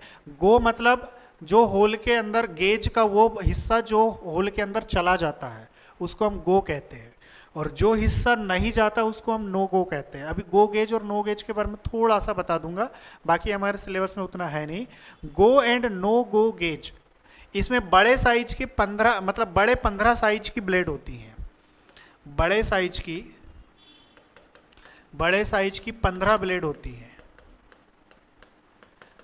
बड़े साइज की 15 ब्लेड होती हैं। बड़े साइज की 15 ब्लेड होती हैं। ये भी छोटे छोटे क्वेश्चन पूछ लेता है कि गो और नो गो गेज में कौन सा हिस्सा अंदर चला जाता है। तो गो नाम से समझ में आ रहा है, गो मतलब अंदर चला जा रहा है, नो गो मतलब वो हिस्सा अंदर नहीं जा रहा है होल के। अगला लिखेंगे overhead valve gauge. Overhead valve gauge, overhead valve filler gauge, filler gauge, इसमें 16 ब्लेड होती हैं। 16 ब्लेड होती हैं, इसमें 16 ब्लेड होती हैं। 16 ब्लेड होती हैं। अगला लिखो ignition, ignition filler gauge, ignition filler gauge, ignition filler gauge, ignition filler gauge, हाँ 16 होती है। इग्निशन फिलर गेज, इसमें 12 ब्लेड होती हैं। 12 ब्लेड होती हैं। और नेक्स्ट लिखिएगा spark plug, spark plug wire gauge, wire gauge, इसमें 8 ब्लेड होती है। इसमें 8 ब्लेड होती है। फिर से बता दूं भैया, ये सब किसके टाइप पढ़ रहे हैं हम? फिलर गेज के टाइप है, ठीक है। फिलर गेज के 6 टाइप हैं जो हमको ध्यान रखना है। फिलर गेज में सबसे पहला यूनिवर्सल, यूनिवर्सल मतलब सबसे ज़्यादा ब्लेड होती हैं, इसमें सबसे ज़्यादा ब्लेड होती हैं यूनिवर्सल में। दूसरा स्टैंडर्ड 10 ब्लेड। तीसरा है गो और नो गो बड़े साइज की 15। अगला है आपका ओवरहेड वाल्व 16। इसके बाद में है आपके कंबशन के लिए, मतलब डायरेक्ट बोल सकते हैं ignition filling. Ignition filler gas जो है वो 12 ब्लेड के साथ, और स्पार्क प्लग वाला जो है वो 8 ब्लेड के साथ। नाम कैसे याद रखोगे? देखो यूनिवर्सल है सबसे ज़्यादा 25 होगा, स्टैंडर्ड 10 होगा, गो नो 15 होंगे, ओवरहेड के लिए आपका 16 होगा, इग्निशन के लिए आपका 12 होगा, और स्पार्क प्लग के लिए 8 ब्लेड होंगे। क्लियर है? पीछे याद हो गया? ठीक है। स्टैंडर्ड मतलब 10, यूनिवर्सल मतलब 25, ठीक है। गो नो गो के लिए बड़े साइज के 15। इसके बाद आपसे पूछ लेगा ओवरहेड के लिए 16। इसके बाद आपको पूछ लेगा इग्निशन वाला 12, और आपको लास्ट पूछ लेगा कि भैया बताइए स्पार्क प्लग वाला, तो स्पार्क प्लग वाले में 8 है, ठीक है। ये हो गए फिलर गेज के टाइप। क्लियर है जी इतना? अगला गेज लिखिए वैक्यूम गेज। अगला गेज लिखिएगा वैक्यूम गेज। नहीं, दूसरा गेज का टाइप है। अब दूसरा गेज पूछेगा vacuum gauge. Vacuum gauge, vacuum gauge, दूसरा गेज है वैक्यूम गेज। हमारे सिलेबस में डीजल मैकेनिकल में सबसे ज़्यादा ये भी गेज यूज़ होता है भैया, वैक्यूम गेज। वैक्यूम गेज ही बताता है कि पिस्टन की वॉल्व जो है, या सिलेंडर की वॉल्व जो है, या फिर इंजन की वॉल्व बोले, सिंपल है ना, इंजन की वॉल्व खराब हैं या चौक हैं या जल गई हैं या अच्छी चल रही हैं। यही बताएगा कि पिस्टन रिंग में प्रॉब्लम है या नहीं है, अच्छी चल रही हैं या नहीं चल रही हैं, डायरेक्ट चेक करके बता देता है, ठीक है। तो वैक्यूम गेज कैसा दिखता है दिखने में? सर वैक्यूम गेज कुछ, अरे यार, वैक्यूम गेज कुछ इस प्रकार से दिखेगा। वैक्यूम गेज कुछ इस प्रकार से दिखेगा। ये तो वायर गेज है, अगला देखेंगे। ये है आपका वैक्यूम गेज, जो सामने दिख रहा है दैट इज वैक्यूम गेज। घड़ी नहीं है, ये गेज है, ठीक है, जो दाब को मापता है। और ये अभी मैंने बॉटल जैसी चीज अभी रख दिया है बॉटल के ऊपर, यहाँ पर थ्रेड चूड़ियाँ लगी रहती हैं। इसको जो इनलेट मैनफोल्ड होता है वहाँ पर कसा जाता है। कहाँ कसा जाता है इस थ्रेड को?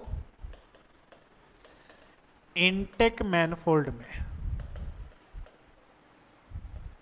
इनटेक मैनफोल्ड में कसा जाता है। कई बार वहां पर अगर स्पार्क प्लग लगा हुआ है तो स्पार्क प्लग को खोल के इसको कस के चेक किया जाता है, इसकी रीडिंग ली जाती है। और इसकी रीडिंग में अगर मैं ये दिखा रहा है अनिश्चित रीडिंग, आगे पीछे रीडिंग दिखा रहा है, अनिश्चित रीडिंग दिखा रहा है, मतलब समझ जाना भैया कि वॉल्व आपके जल गए हैं या चिपक गए हैं या पिस्टन में कोई ना कोई प्रॉब्लम आ गई है या गैस किट आपकी उड़ गई है, फट गई है, कट गई है, ठीक है, अनिश्चित दिखा रहा है तो। और अगर बहुत ज़्यादा रीडिंग दिखा रहा है, वैक्यूम का वैल्यू ज़्यादा है, मतलब पिस्टन रिंग आपकी अच्छी है। पिस्टन रिंग कैसी है? अच्छी है। लेकिन अगर मान लीजिए वो फेवरेबल रीडिंग दिखा रहा है, तो फेवरेबल रीडिंग है मतलब सिस्टम में वैक्यूम जो लीक है वो होगा और रिंग अच्छी हालत में नहीं है, रिंग जो है अच्छी हालत में नहीं है। तो 3 प्रकार की ये रीडिंग दिखाता है। अगर अनिश्चित रीडिंग दिखा रहा है मतलब समझ जाना कि पिस्टन रिंग खत्म हो चुकी है, पिस्टन रिंग खत्म हो गई। फेवरेबल दिखा रहा है मतलब पिस्टन रिंग में प्रॉब्लम है, कुछ ना कुछ दिक्कत है। और अच्छा वैक्यूम दिखा रहा है, ज़्यादा वैल्यू दिखा रहा है, पॉजिटिव वैल्यू दिखा रहा है, वैल्यू बढ़ती हुई नज़र दिखा रहा है, मतलब रिंग वगैरह सब बढ़िया चल रही है। क्या मतलब? एक लास्ट स्टेज जिसके बाद वो खराब हो जाती है ना, ये चीज हम बात। तो लिखिएगा वैक्यूम, मैं यहां पर लिखवा रहा हूं वैक्यूम गेज। इसको हिंदी में क्या बोलेंगे? निर्वात गेज, ठीक है। वैक्यूम गेज या निर्वात गेज, वैक्यूम गेज या निर्वात गेज लिखो। यह एक डायग्नोस्टिक उपकरण है, यह एक डायग्नोस्टिक उपकरण है। मतलब एक साथ बहुत सारी चीजें माप के बताता है, ये एक साथ बहुत सारी चीजें माप के बता देता है, इसलिए इसको डायग्नोस्टिक उपकरण कहते हैं। It is a diagnostic device या टूल बोल सकते हो।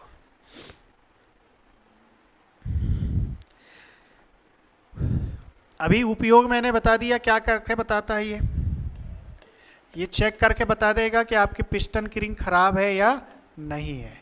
इसका यूज लिखेंगे, उपयोग में लिखना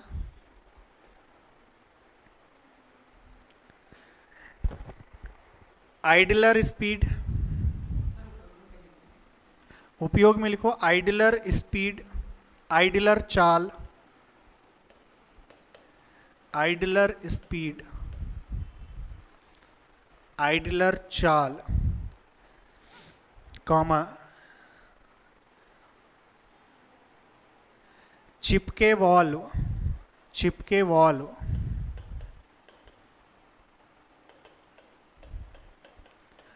चिपके वॉल्व, कॉमा खराब रिंग,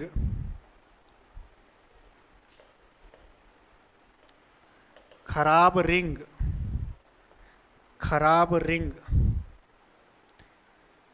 एवं धनात्मक क्रैंक केस वेंटिलेशन, धनात्मक क्रैंक केस वेंटिलेशन के दौरान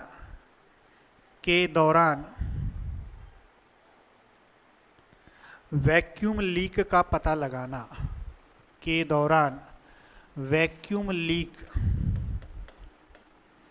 वैक्यूम लीक का पता लगाना, वैक्यूम लीक का पता लगाना। फिर से बोल रहा हूं, जिनका लिखे नहीं हो वो ध्यान देना। आइडलर गति, चिपके वाल्व, खराब रिंग, और क्या लिखे हमने? पॉजिटिव या धनात्मक क्रैंक केस वेंटिलेशन। ठीक है, एक दो नाम और लिख सकते हो, जैसे कि आपका गलत जो आपका इंजन टाइमिंग गलत हो जाता है ना, तो गलत टाइमिंग, या फिर आपका इंजन सीज हो जाता है, जमा हो जाता है, उसमें कुछ प्रॉब्लम आ जाती है, तो उस समय पर ये वैक्यूम लीक को चेक करके बताता है। तो हिंदी में पहले मैं बोल दे रहा हूं एक बार फिर से, आइडलर चाल, चिपके वॉल, खराब रिंग, गलत टाइमिंग या धनात्मक क्रैंककेस वेंटिलेशन के दौरान वैक्यूम लीक का पता लगाता है। It is check the vacuum leak. Ji,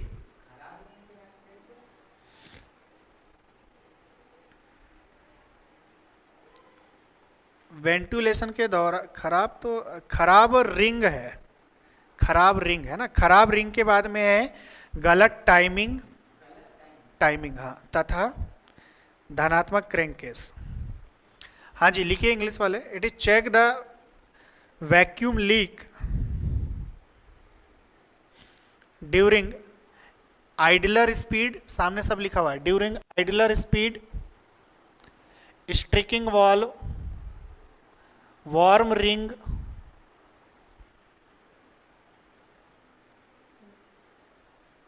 wrong timing and positive crankcase ventilation, PCV, positive crankcase ventilation।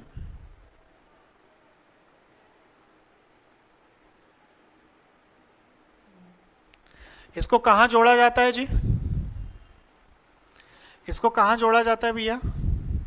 Intake मैनफोल्ड में, है ना। तो लिखो, इसको चेक करने के लिए इनटेक मैनफोल्ड में जोड़ा जाता है। इसको चेक करने के लिए इनटेक मैनफोल्ड में जोड़ा जाता है। It is connect in intake manifold. अच्छा, ध्यान रखना, कई बार मान लीजिए वहां स्पार्क प्लग वगैरह या कोई प्लग लगा रहता है, तो उसको निकाल के फिर इसको लगाते हैं चेक करने के लिए, है ना।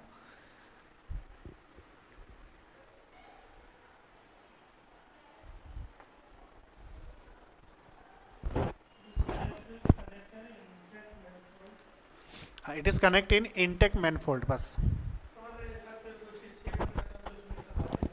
आपने स्पार्क प्लग देखा है, बस स्पार्क प्लग को खोल दो और इसके नट को कस दो, ठीक है। उसके बाद ये रीडिंग दिखाएगा।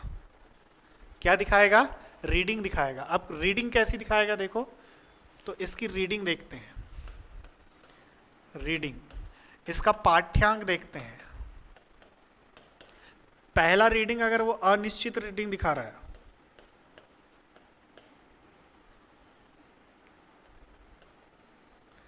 वो अगर अनिश्चित रीडिंग दिखा रहा है, अनिश्चित पाठ्यांक दिखा रहा है, अनिश्चित रीडिंग दिखा रहा है वो, ठीक है। क्या? नेगेटिव नहीं, बहुत ही माइनर या अनइवन बोल दो उसको। अनइवन रीडिंग दिखा रहा है वो, तो समझ जाना कि भैया वॉल का बंटाडार हो चुका है, ठीक है। ये क्वेश्चन पूछ सकता है, अगर अनिश्चित पाठ्यांक है तो इसका मतलब क्या होता है, इसका मीनिंग क्या होता है। अगर हमको पाठ्यांक अनिश्चित दिखा रहा है या अनइवन दिखा रहा है, इसका मीनिंग क्या होता है। तो लिख लेंगे वॉल जल गए हैं। इसका मतलब, आगे लिखना, इसका मतलब, इट्स मीनिंग, इसका मतलब क्या होता है। अगर अइवन रीडिंग दिखा रहा है, इसका मतलब वॉल जल गए हैं या चिपक गए हैं, या चिपक गए हैं, चिपक गए हैं। वॉल भैया, वॉल जल गए हैं या चिपक गए हैं, या पिस्टन क्षतिग्रस्त हो गया है। हो सकता है पिस्टन रिंग वगैरह कट गई होंगी, है ना। पिस्टन क्षतिग्रस्त हो गया है, या सिल किट उड़ गई है। जो सिल लगाते हैं ना पैकिंग वाला, सिल किट उड़ गई है।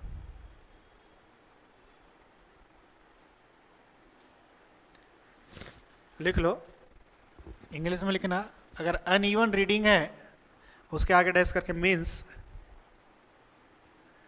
वॉल आर बर्न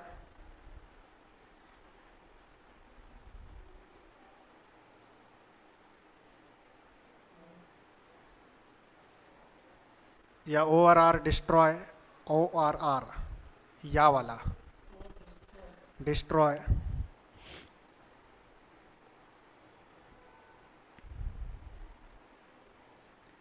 या और करके लिखो पिस्टन आर डिस्ट्रॉय,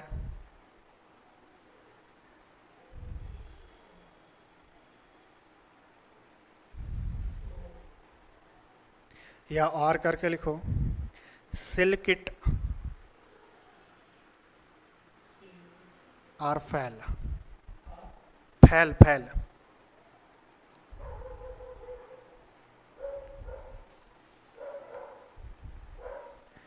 अच्छा, ज्यादा रीडिंग मिल रही है इसका मतलब क्या है? अगर ज्यादा रीडिंग दे रहा है तो ज्यादा रीडिंग दे रहा है इसका मतलब क्या है? इसका मतलब ज्यादा रीडिंग दे रहा है मतलब पॉजिटिव डेटा देगा, और पॉजिटिव डेटा दे रहा है मतलब वैक्यूम नहीं है, तो इसका मतलब सिस्टम में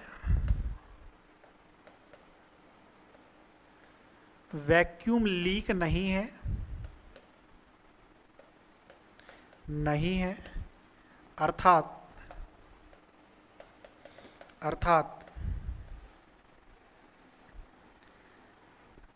पिस्टन रिंग सही है,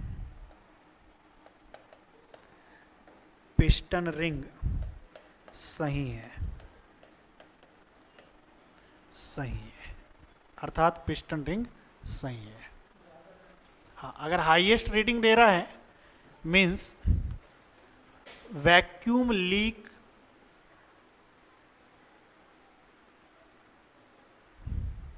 are zero in system, means piston ring are workable,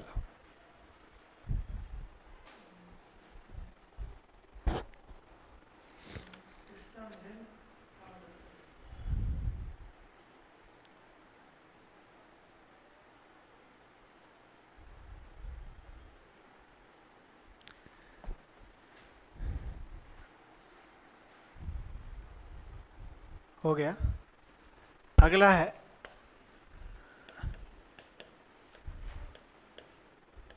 अगर फेयरली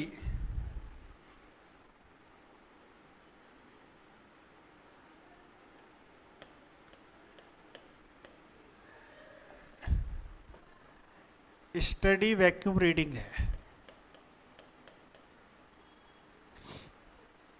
मतलब रीडिंग बहुत कम है, रीडिंग निगेटिव है, इसका मतलब क्या होता है?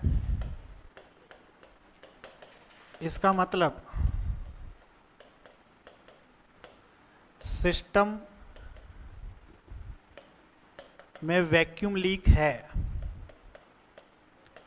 वैक्यूम लीक है, अर्थात पिस्टन रिंग खराब है, या पिस्टन रिंग खराब है, अर्थात पिस्टन रिंग खराब है। हाँ, fairly steady vacuum reading, fairly steady है,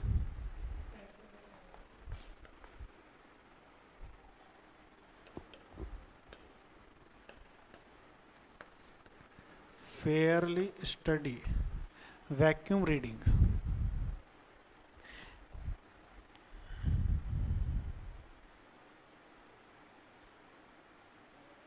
means vacuum leak in system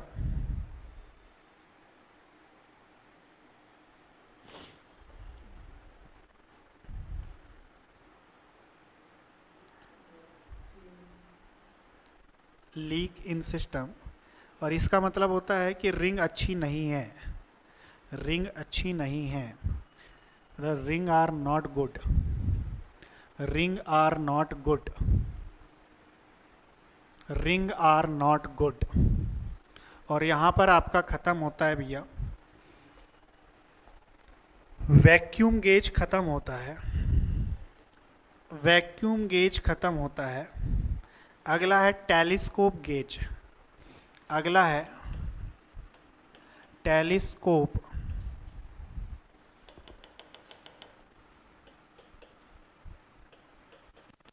telescope gauge.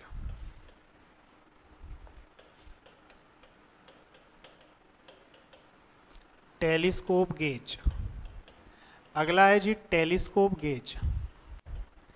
Telescope gauge, telescope gauge कुछ इस प्रकार से देख,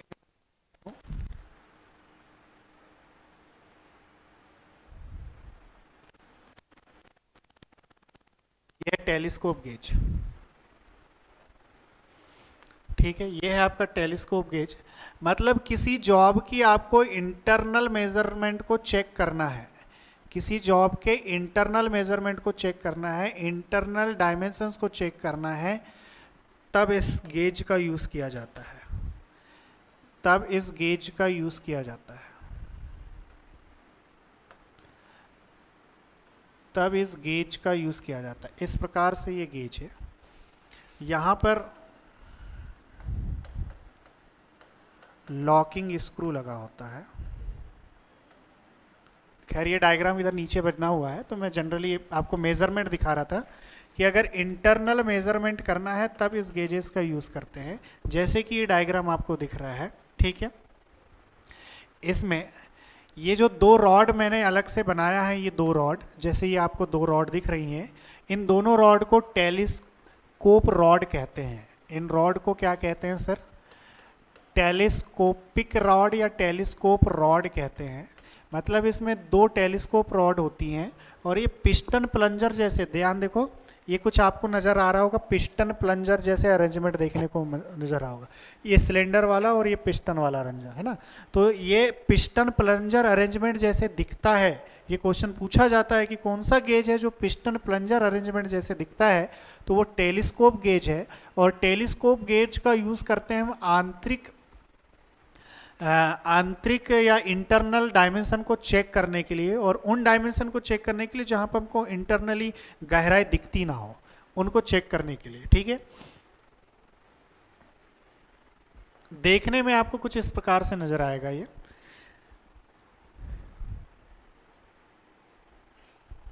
हो गया। अब मुझे बताइए, मैंने जो मेजरमेंट आपको बताया है, क्या ये डायरेक्ट चेक करके बता रहा है? क्या ये डायरेक्ट मेजर करके बता रहा है? बोलो। ये मेजर देखो, ये यहां से उठेगा और दूसरी जगह पर कैलकुलेट करेगा, मतलब पहले मेजर कर रहा होगा फिर चेक करेगा, ठीक है। मतलब पहले क्या कर रहा है, ये मेजर कर रहा है देन चेक कर रहा है, मतलब मेजरमेंट में आएगा, है ना।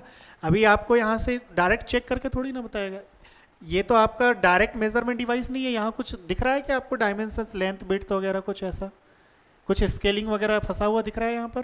कुछ भी नहीं है। मतलब ये किस प्रकार का एक इनडायरेक्ट है। किस प्रकार का ये इनडायरेक्ट है। तो लिखेंगे यह, जैसे हमने देखा इससे पहले हाइट वर्नियर गेज देखा था, डेप्थ वर्नियर गेज देखा था, उसी प्रकार से ये डेप्थ माइक्रोमीटर देखा था। बस यह एक अप्रत्यक्ष, यह एक अप्रत्यक्ष, अप्रत्यक्ष मीन्स इनडायरेक्ट मेजरमेंट, यह एक अप्रत्यक्ष माप उपकरण है। It is a indirect measurement device, it is a indirect measurement device. क्या? ये मेजरमेंट करने के लिए यूज करते हैं, इससे पहले वाला गेज चेक करने के लिए था, ठीक है, ये मेजरमेंट करने के लिए। अब अप्रत्यक्ष है, मतलब मापने के लिए किसी न किसी का उपयोग तो करना पड़ेगा।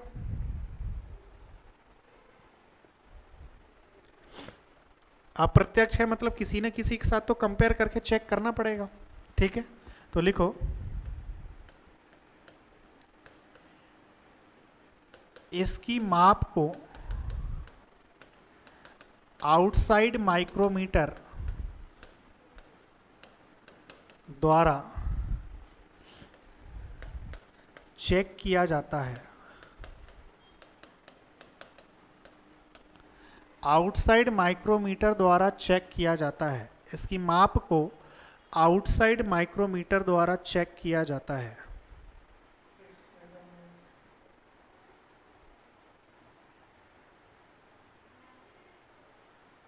It's dimension check by outside micrometer.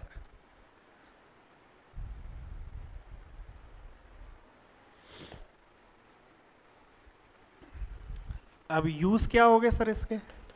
अभी हमने देखा था इंटरनल मेजरमेंट के लिए है, आंतरिक माप के लिए है ये, ठीक है, इंटरनल मेजरमेंट के लिए, आंतरिक माप के लिए है। तो लिखेंगे यह स्लॉट तथा होल के अंदरूनी माप के लिए होता है। अच्छा, ध्यान रखना भैया, ये किस प्रकार की अंदरूनी माप है?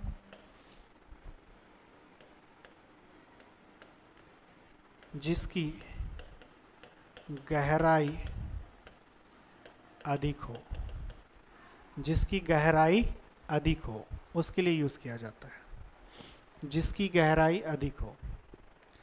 It is use for internal measurement of slot and hole, internal measurement of slot and hole. बस हमारे सिलेबस में एक और गेज है, बाकी सारे खत्म।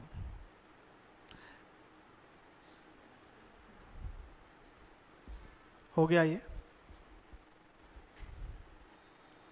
अच्छा, इसी के साथ में और लिख लेना dial bore gauge, dial bore gauge. अगला गेज है dial bore gauge, dial bore gauge. नाम से वैसे समझ में आ गया होगा, डायल बोर गेज मतलब एक डायल जैसा शेप होगा, जैसे इससे पहले अभी हमने देखा था, हाँ, डायल बना हुआ। और ये किसके लिए होगा सर? बोर के लिए बोर के इंटरनल डाया को मेजर करने के लिए। लिखो, इस गेज का उपयोग बोर के आंतरिक व्यास को मापने के लिए किया जाता है।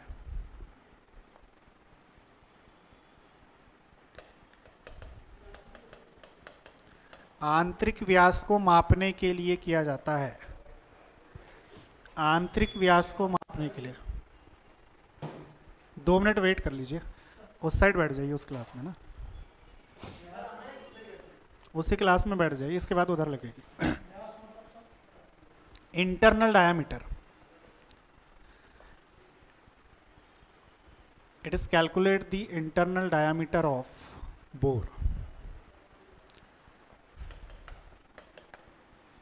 इसकी जो एक्यूरेसी होती है, इसकी जो एक्यूरेसी होती है वो 0.001 से लेके 0.01 mm तक होती है। हाँ जी बोलिए।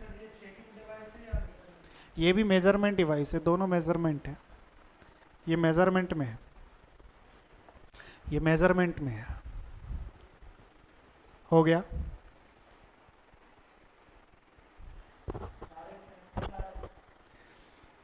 डायरेक्ट है ये। हो गया ये। अगला लिखो tyre pressure gauge, tyre pressure gauge, tyre pressure gauge. चलिए अगली क्लास का भी टाइम हो रहा है, जल्दी से लिख लीजिए। टायर प्रेशर गेज, टायर दाब gauge, tyre pressure gauge, tyre दाब गेज।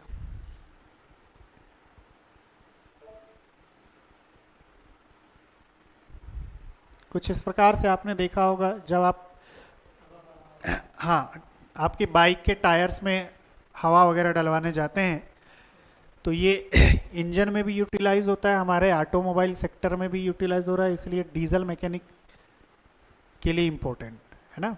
तो क्या काम करता होगा सर? नाम से समझ में आ रहा है, टायर के दाब को चेक करने के लिए। लिख लो जल्दी से। इसका उपयोग टायर के दाब को चेक करने के लिए किया जाता है, और इसकी जो रेंज होती है वो 0 से लेके 200 psi की होती है। 0 से लेके 200 psi की होती है टायर के दाब को चेक करने के लिए। बस खत्म। टायर के दाब को चेक करने के लिए, बस, बाकी खत्म, है ना। ये आपके जितने सिलेबस में थे जी। रेंज है, रेंज। इसका उपयोग टायर के दाब को चेक करने के लिए होता है, और इसका जो रेंज है वो 0 से लेके 200, आप बोलते हैं ना 45 डाल देना, 40 डाल देना, 30 डाल देना, ठीक है। तो 0 से लेके 200 तक का रेंज होता है, यहाँ पर लिखा है। ये 0 से चलेगा तो आपका 200 रेंज तक होता है।